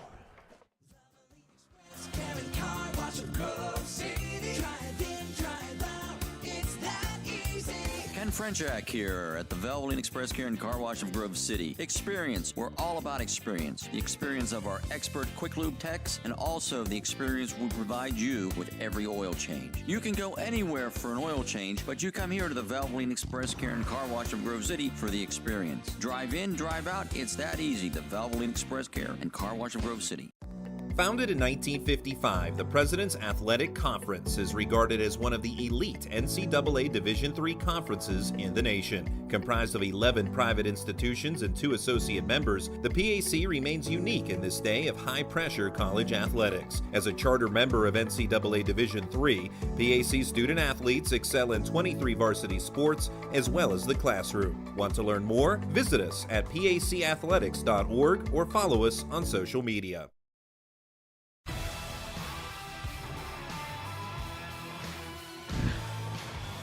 We begin the fourth quarter with Grove City facing a 2nd down and 4. Looks like it remains Chase Rankin, and at the tailback spot, Rankin got the handoff, and he was met in the backfield, and he was dropped for a big loss. This will bring up a 3rd down and 9. Yeah, there's a big hit for your troubles. Never made it to the line of scrimmage, just worked right through the guard and tackle and was able to bring him down here. I don't know if I got the license plate on that truck, though. One receiver to the left, trips to the right side. It is Wiley and Rankin in the backfield. Get you some of those new names and numbers as they check in for the Wolverines. Wyatt Barzak, a junior from Cochranton, in there wearing 84. Rankin going to move to the left of Wiley, who drops to throw. Wiley on the run, fires, has a man wide open at the 40-yard line. And that, of course, is the aforementioned Wyatt Barzak on the reception for the Wolverines. Barzak had to come to a complete stop in the middle of the field and reach back for that. If he had been an inch shorter, he wouldn't have been able to pick that one up. A great catch. So 1st down, Grove City to the Waynesburg 40-yard line. Wiley, 2 receivers left, 1 to the right side. It's Barzak in the slot to the left side, and Darvier Gray outside to the right. Rankin is the tailback next to Wiley.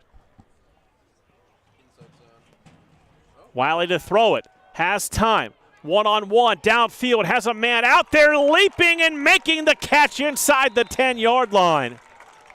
Yeah, it was a great catch there. Again, went up against the sideline. If there would have been a little bit more on it, he might have been able to work his way into the end zone, but the receiver was able to go up there and just go after it. And Grove City with the second team in there moving just as well. That is Seth McGroarty, his 8th catch of the season for the sophomore out of Middletown, Delaware, and Red Lion Christian High School. 1st and 10, 1st and goal from the 10-yard line. Rankin in at the tailback spot. McGroarty, the receiver, out to the right side. They give the ball to Rankin, 2 hands on the football. And he was able to push down to the 10-yard line. Got back to the line of scrimmage at 2nd down at goal. Got a good 1st down play here in the red zone.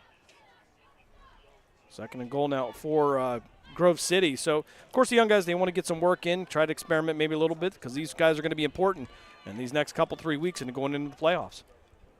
Rankin, the tailback. Wiley, the quarterback. Receivers, Barzak and Gray are to the right side. Takes the snap. Wiley looking for Darvier. Gray drops it right into his hands, and he completes the catch for the touchdown. A beautiful ball by Ethan Wiley for his 3rd touchdown of the season. And for Darvier Gray, his 2nd touchdown reception of the year.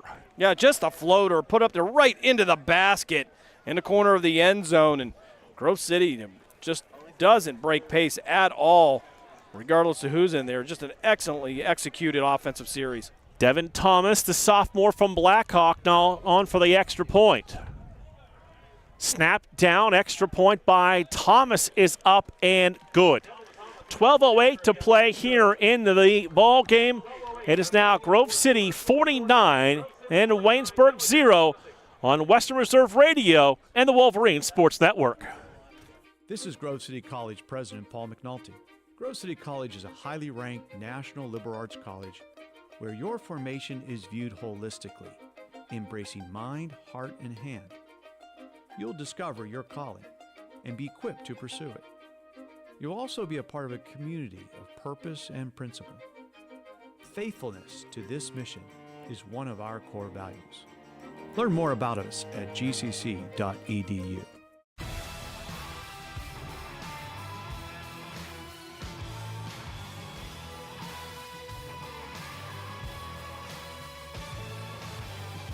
Junior Ethan Wiley with his 3rd touchdown pass of the season. Darvier Gray, his 2nd touchdown reception for the Buffalo, New York native. And Thomas on to kick the football away. And over end kick, returner will run up on it, let it take a bounce at the 11. He'll bring it back across the 20, run up the back of his own teammate, and fall down at the 22-yard line. Yeah, of all the odd things I've seen, it looked like his own player made the tackle, but that's been the kind of day it's been for Waynesburg. And they had an opportunity for a decent return. Now, my question is, who gets the tackle? I think I would have run up and touched him just to get the stat. Team tackle in the stat sheet. Oh, okay. All right. Good job, team. So the offense out there for the Yellow Jackets remains senior Samuel Barber. They'll have it 1st and 10 from the 22-yard line. He'll hand off on the stretch give. That's Cauley on the carry. And he's down to about the 27-yard line. Cauley just a junior, so he's got another year in the program and one of the best running backs in the country. He did a great job getting upfield there, and Grove City did a good job pushing him back into the pursuit, but unfortunately wasn't brought down until he got out to the 28-yard line. But I like this Cauley. Again, the fundamentally just runs well upfield, 2 arms on the ball.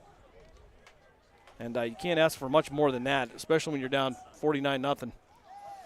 2 receivers go to the right, 1 to the left side. Barber overlooks the defense, takes the errant snap, puts it in the hands of his running back.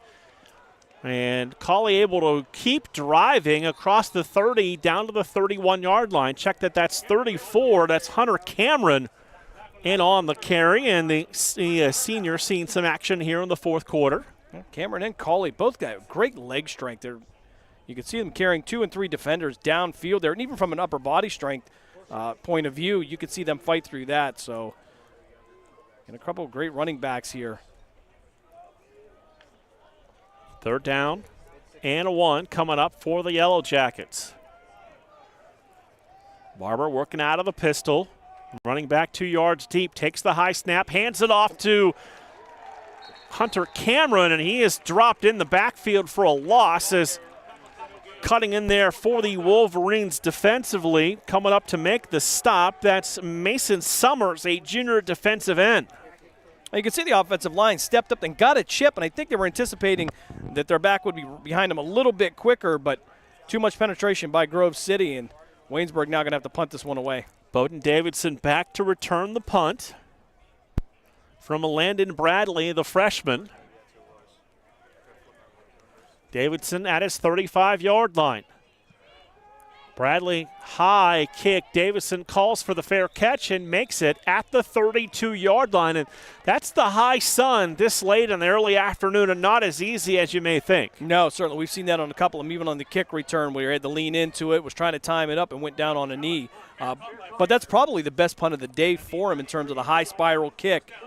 But somehow or another, he does well here. Usually the benefactor of a bounce, but he is able to flip sides of the field.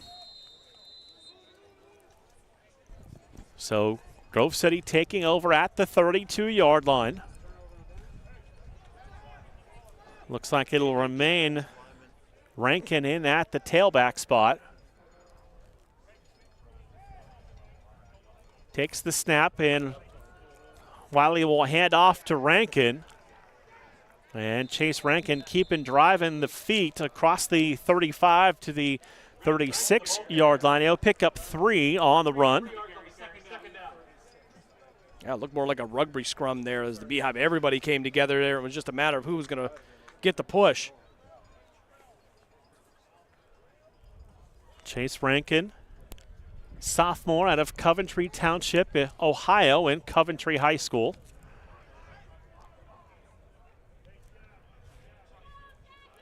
Wiley takes the snap.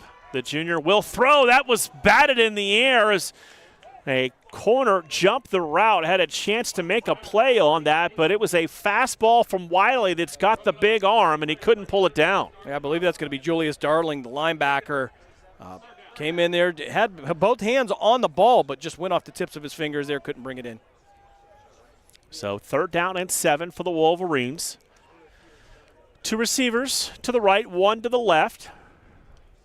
Rankin, the tailback. Wiley to throw it with time. Throws the deep out. Receiver did a nice job to come back to the football. And you could hear it from the Grove City sideline. That spot, not a favorable one for the Wolverines. No, he caught the ball at the 43-yard line, which would give him the first down, got pushed back to the 42, but wasn't given credit for the forward progress, and it'll bring up a 4th down for Grove City. That was Seth McGroarty on the reception for the Wolverines that will keep the offense out there on 4th and short. Going to bring McGroarty inside the hash marks as the lone receiver. Both fullbacks in the backfield, single back deep behind Ethan Wiley. Wolverines working the hard count. They give the ball to Chase Rankin. He'll have the first down and a whole lot more all the way out and across midfield to the Waynesburg 49-yard line. Yeah, Waynesburg, so much focus on that line of scrimmage there. Once he broke contain from there, once he got past that initial line, it was an easy first down. You know, Jim, I've had this conversation with Chris Birch throughout the season at home. I mentioned Rankin from Coventry Township in Coventry, Ohio. Still have not remembered to look up the nickname of that program. Driven through there a few times. Great football town. And I, too, cannot remember. Going to give the ball again to Chase Rankin. And Rankin's going to fall forward for about a yard. And that will bring up a 2nd down and 9. Yeah, they'll give him the forward progress this time. You go back to that last play with the questionable mark on that. Had that been a play where they were trying to conserve time and he was pushed back like that, they would have rolled the clock. 2nd down and 9 for the Wolverines. Single receivers to each side. That's McGroarty and Gray. And we can movement up front by the Waynesburg Yellow Jackets. It's going to be a 5-yard mark-off, and this will become 2nd down and 2. Yeah, Virgil Doyer trying to anticipate the snap count a little bit there. Nice that they still have the excitement here coming into the 4th quarter. Down to 7 minutes to play in the 4th quarter. 49-0 in favor of the Grove City Wolverines. I'll have some information here for you in a second. They will hand the ball off to Rankin, running off tackle. And Rankin's got to get just about a yard. That'll bring up third down. What do you got? My clandestine informant tells me that Coventry are known as the Comets. The Comets? Yes. My informant, who's not standing to my right. I would say your executive producer may have told you that they were the Comets. Now, if only I can remember to tell Chris Birch that next week. Third down and 3 from the Waynesburg 42-yard line. Wiley in the pistol, single receivers to each side, 2 fullbacks in there. And we're going to get a false start penalty, I believe, on the Grove City Wolverines. Yeah, the officials in this case giveth 5 and they shall taketh 5 away. Now you look at the penalty numbers. That is the 5th on Grove City and 4 on the Waynesburg Yellow Jackets. And most of these have been offsides or false starts. Third down and 8.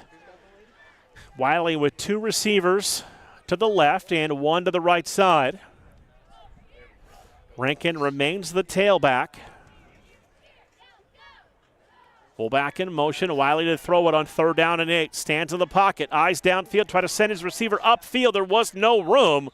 So he slides down to the 45-yard line. And this will bring up fourth down. And for the first time, I believe we're going to see Daniel Barabay on to punt. Yeah, I have to try to remember who's on the punt team, but a great job by the Waynesburg secondary, taking away the options, making Wiley step up there and make a decision, and smartly slides in there, but well short of the first down. So for the first time in, 7 quarters, the Wolverines will punt the football away. Well, eventually you're going to have to practice this punt team anyway, so. Lambert to snap it to Barabay. Isaac Trout back to return the punt, and now we've got a whistle and a timeout by the Wolverines special teams. Coach Brest needing the timeout. Well, take one as well. 5:19 to play in the game. Grove City 49, Waynesburg 0 on the Wolverine Sports Network and Western Reserve Radio. Catch all of the spring and summer action of Cleveland Cobras minor league football on Western Reserve Radio. Follow the Cobras as they compete against teams from around the region in pursuit of a Tri-Point Football League championship. And if you're looking to continue your football career after high school, college, or even the pros, or to be part of the Cobras staff, go to Facebook at Cleveland Cobras Football or contact owner Jesse Caldwell at 330-416-3442. Be a part of the excitement of Cleveland Cobras football.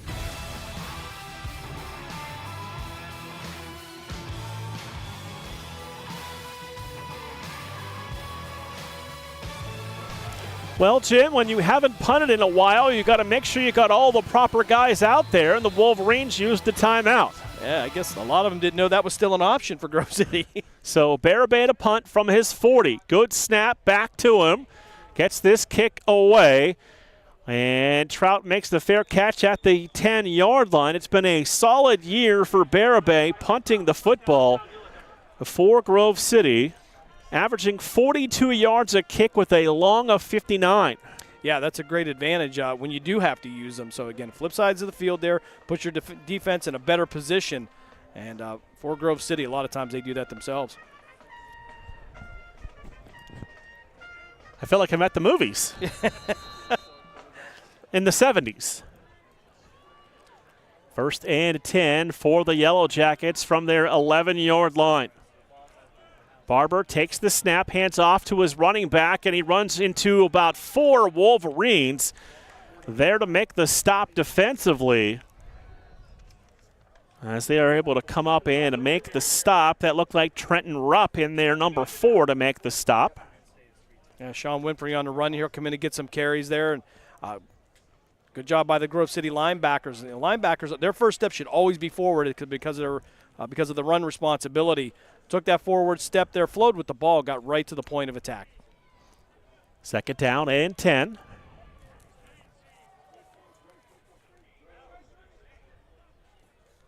Barber looking over the defense. Takes this snap, hands it off. Running back trying to bounce to the outside, and he's going to be able to push the pile forward for just a couple of yards. Yeah, and you can see the difference here because when Colley's in there, he'll bounce that to the outside there, whereas Winfrey now trying to force his way through that right side, trying to get through the line where they're getting those stalemate blocks. So it is 3rd down and 8.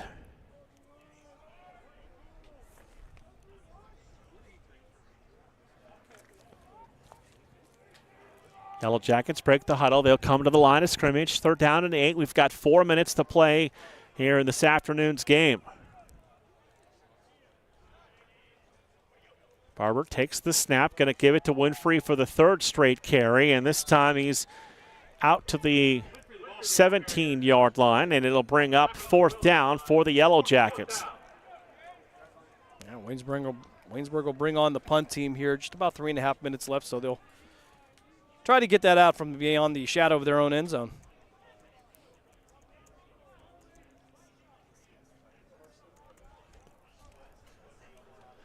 So the Yellow Jackets to punt. Bowden Davidson back at the 50-yard line. That snap's going to go into the end zone, and he will just bat the ball out of the back of the end zone for the safety. So that'll put 2 more points up on the board and give Grove City 51, Jim. Yeah, but also give them the ball back. And when you see something like that, a lot of times it's the center. The trajectory of the ball is going to be dictated by how or low your backside is. So a lot of times when you see that ball go over their head, they're leaning forward, that backside will come up, and the ball will sail. And it's a real art at that position. And trying to speak from a little bit of experience at that if you can keep that backside low, get those legs snapped out, get that ball there, you're going to get a good snap. But sometimes when you're falling forward, you don't keep your balance, it will sail, and that one certainly had no opportunity as it went over his head and out of the back of the end zone. And a lot of fall sports action for Grove City as they get ready to begin the PAC tournament. Men's soccer. How about this, Jim? We've got a 1-0 lead for Grove City over nationally ranked Waynesburg in the second half of the PAC tournament. Yeah, it's been the program has just been developing on every sport here, so fun to watch here as we get late into the soccer season in college and in high school. Still got a few local teams from our area back in Youngstown playing in the postseason. Yeah, certainly got to throw out the Poland Bulldogs, ladies and gentlemen, both in the tournament still. A couple of big wins for them. They'll move on. Youngstown area still has 13 high school football teams playing in round 2 next Friday. Yeah, PA on the same schedule as we are this year as well. Mm-hmm. Usually they're a week behind. I believe they call that week 0 when they start, which I don't understand. No, I agree with you. That if you're playing games, that is week 1. Yes, it's the first game, so we'll count it in order. So the free kick now coming up from the Yellow Jackets. Grove City with 2 men back deep. Looks like Bowden Davidson and Darvier Gray back deep. This one to go off the side of the foot. Going to be knocked by one of the up men, picked up by Darvier Gray across the 35 to the 40, 45 to the 50, and we've got about 3 flags on the field. Yeah, and I think it's all going to the same spot here. 3 officials absolutely agreed on that call, so I don't think we're going to argue this one. We'll find out what it is.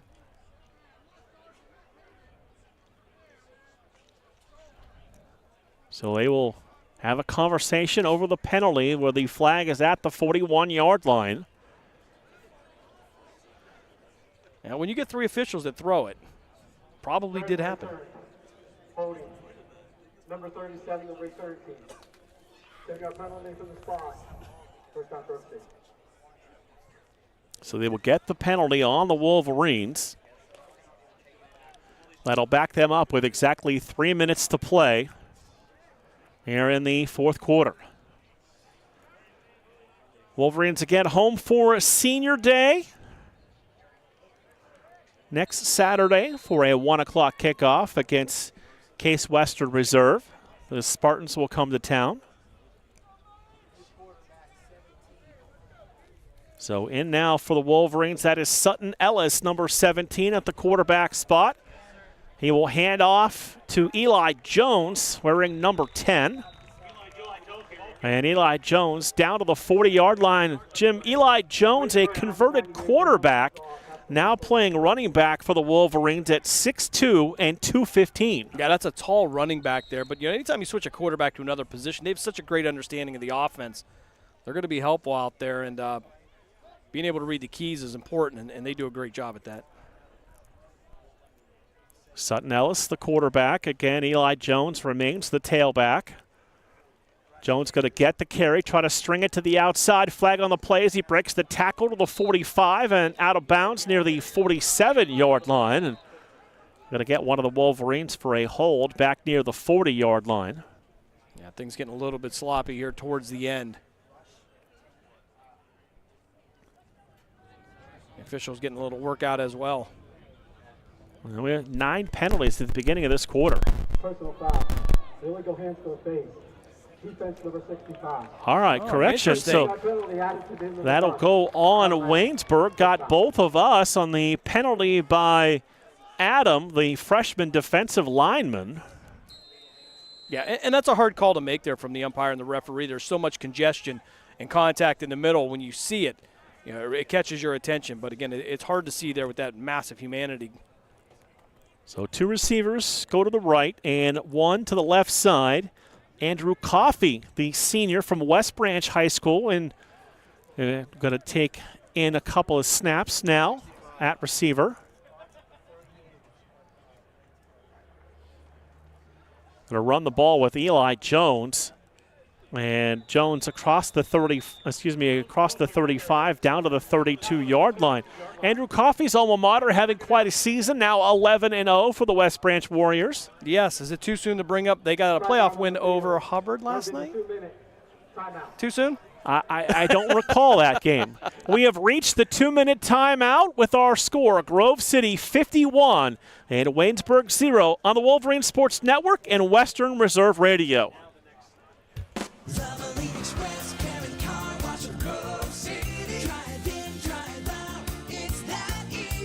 Ken Frenchak here at the Valvoline Express Care and Car Wash of Grove City. Experience. We're all about experience. The experience of our expert quick lube techs and also the experience we provide you with every oil change. You can go anywhere for an oil change, but you come here to the Valvoline Express Care and Car Wash of Grove City for the experience. Drive in, drive out. It's that easy. The Valvoline Express Care and Car Wash of Grove City. Founded in 1955, the President's Athletic Conference is regarded as one of the elite NCAA Division III conferences in the nation. Comprised of 11 private institutions and 2 associate members, the PAC remains unique in this day of high-pressure college athletics. As a charter member of NCAA Division III, PAC student-athletes excel in 23 varsity sports as well as the classroom. Want to learn more? Visit us at pacathletics.org or follow us on social media.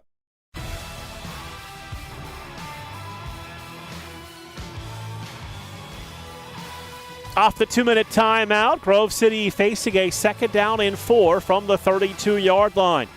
Sutton Ellis working out of the pistol with Eli Jones, the running back. 2 receivers going to go to the right side. And that is going to be a handoff that looks like, is that Alec Rafa, 27 now in there for Grove City? I believe it is going to be. We've seen him in the last 3 weeks here, and the future of running back still looking pretty good there for Grove City. Rafa, 5'10", 210-pound junior out of Ashtabula Lakeside, and I know they are the Dragons. Yes, certainly we do know that one. We've worked up north there. And so we've got Cole Beck, a senior from Rochester, PA, now in at a wide receiver spot, along with Zach Nagel, a sophomore from Garden Spot High School. They're going to give it on the carry down to the 25-yard line. And for Grove City, that looks like Caleb Nutter, a freshman running back from Morgantown.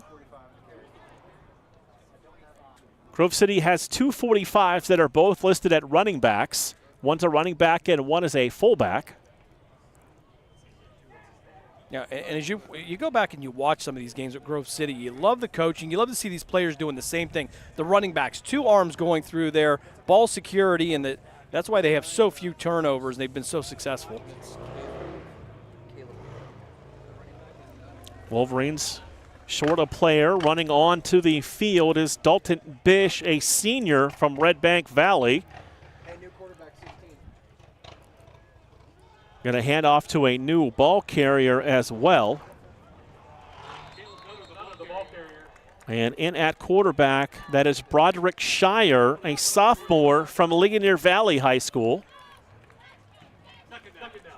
And that is going to do it for us here this afternoon as the Grove City College Wolverines will pick up their 7th victory of the season here this afternoon. The number 13 team in the country, according to D3Football.com, improves to 7-1.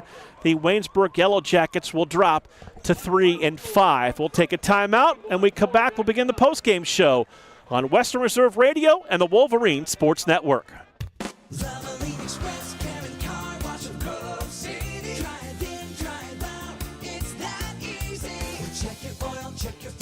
You clean. Fast, friendly service for cars, trucks, and SUVs. Wiper blades or filters, check your tire pressure.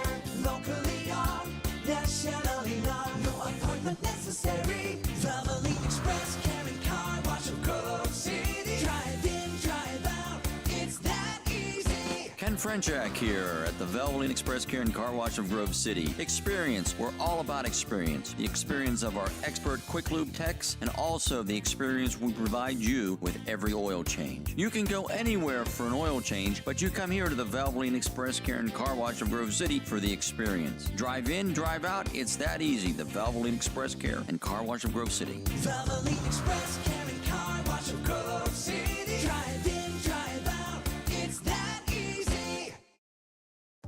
Founded in 1955, the President's Athletic Conference is regarded as one of the elite NCAA Division III conferences in the nation. Comprised of 11 private institutions and 2 associate members, the PAC remains unique in this day of high-pressure college athletics. As a charter member of NCAA Division III, PAC student athletes excel in 23 varsity sports as well as the classroom. Want to learn more? Visit us at pacathletics.org or follow us on social media. This is Grove City College President Paul McNulty. Grove City College is a highly ranked national liberal arts college where your formation is viewed holistically, embracing mind, heart, and hand. You'll discover your calling and be equipped to pursue it.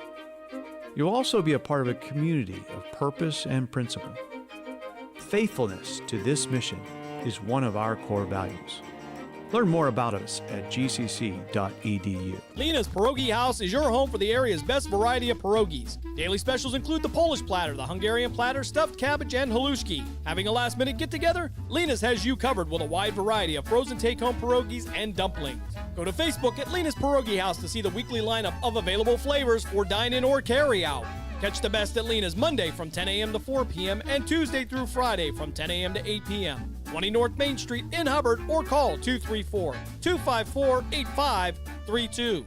Accidents happen. That's why you need Repair That Glass. Specializing in windshield replacement and all other auto glass, we offer a full range of automotive glass repairs. Our technicians can do everything from minor chip repair to a complete replacement. Your windows don't go up or down, they can fix that too, along with custom glass work and antiques. Repair That Glass is a family-run business for over 40 years. Repair That Glass. Call for your appointment now at 330-534-3192.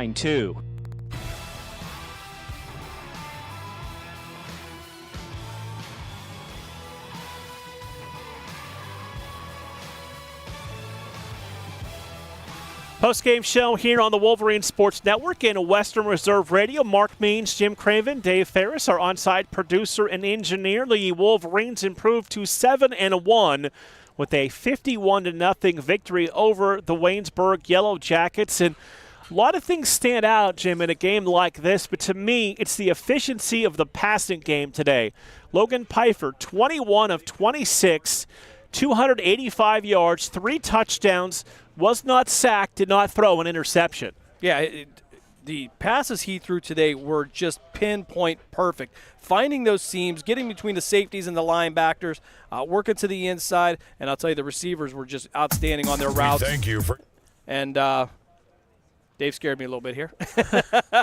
But, again, the execution is flawed. But you know what? This is what you expect out of the number 13 team in the nation here as they round out this PAC schedule, coming up with just the important games coming up in the next 2 weeks. Nico Flotti, 16 carries for 139 yards and a touchdown. They averaged 8.7 yards per carry. Ian Demiri, 7 touches for 24 yards and a touchdown. And they spread the ball around, throwing the football too. Daniel Sullivan, 6 catches for 86 yards. Scott Frazier, 9 for 83 and 3 touchdowns. Heckathorn, 3 for 52. Lenhart, 2 for 39. McGroarty, 2 for 36. Barzak, 1 for 13. Gray, 1 for 10 and a touchdown. Yeah, and you look at teams that most teams have a number 1 receiver or a number 2 receiver. With Grove City, it becomes hard to be a defensive coordinator when you don't know where the ball is going. When every receiver is as reliable and as fundamental as they are with Grove City, again, that goes back to being well coached, and that's what's made him so hard to play here. And I'll say at least in the recent years. Jack Jolly leading the way with 6 tackles, 5 for Aiken and a Brubaker, who had the big interception to start the game. Montgomery with 5, Bladel with 4 tackles and a sack. And Kobe Bonanno and Noah Wheeler also with 3 tackles. Team numbers for the Wolverines this afternoon. They ran 68 plays for 557 yards of offense. Waynesburg 44 for 169. Yeah, certainly Madden numbers, but you see the complementary football here. Offense putting up the yards, defense restricting other teams here, and the defense contributing to scores as well. They get an interception, return for a touchdown, also pick up a safety. So, again, well-balanced going into the latter part of this season. Numbers that will make the coaching staff happy. 7 of 10 on 3rd down for the Wolverines. 1 of 1 on 4th down, while holding Waynesburg to 3 of 12 on 3rd down. Yeah, 3rd down is key for those defenses, getting off the field here. And, again, the whole first quarter there, it was Waynesburg with the ball. Grove City scoring quickly here. So they're doing it. They're doing as much as you could possibly ask for, and you're starting to see the depth now too. Players starting to contribute. It is they're going to need them going on later. Final scores across the league that we have so far. We'll give you a game in progress first. Geneva up 34-27 on Bethany as that game begins the 4th quarter. Under a minute to play. Carnegie Mellon out on top of Westminster 45-20. It is Teal 14, St. Vincent 10 with a minute 47 to play. And W&J pulling away from Case Western Reserve in the other big game in the conference this afternoon, 34-14. Yeah, you would hope that Case Western be able to help out a little bit here, but W&J, an outstanding program there. Again, they knock off Grove City when they're ranked number 7. They play tough, but still a long way to go here. Things get a little bit different when you go into the postseason. Jim, we haven't had a lot of opportunity to do games together over the last couple of years. This is our second Grove City game of the year, and you bring the winning and the fun, so it's always been good to do this. Yeah, and that's what I tell everybody. All I know here is winning. It's just what kind of program it is, but it's a privilege to do these games. Can't thank Ryan Briggs enough for trusting us to do this. Again, we look at this as being very important here. We want to bring our very best, and certainly Dave makes sure that happens here, and we get to sit here and talk football. There's no place better to be on a Saturday afternoon. A big thank you to the athletic and support staff here at Waynesburg for helping us with some spotting today and for giving us a great view high atop the press box here at Waynesburg. Final score this afternoon, Grove City improves to 7-1 with a 51-0 shutout over the Waynesburg Yellow Jackets. For Jim Craven and Dave Ferris, my name is Mark Means. You've been listening to the Wolverine Sports Network and Western Reserve Radio. Have a great weekend.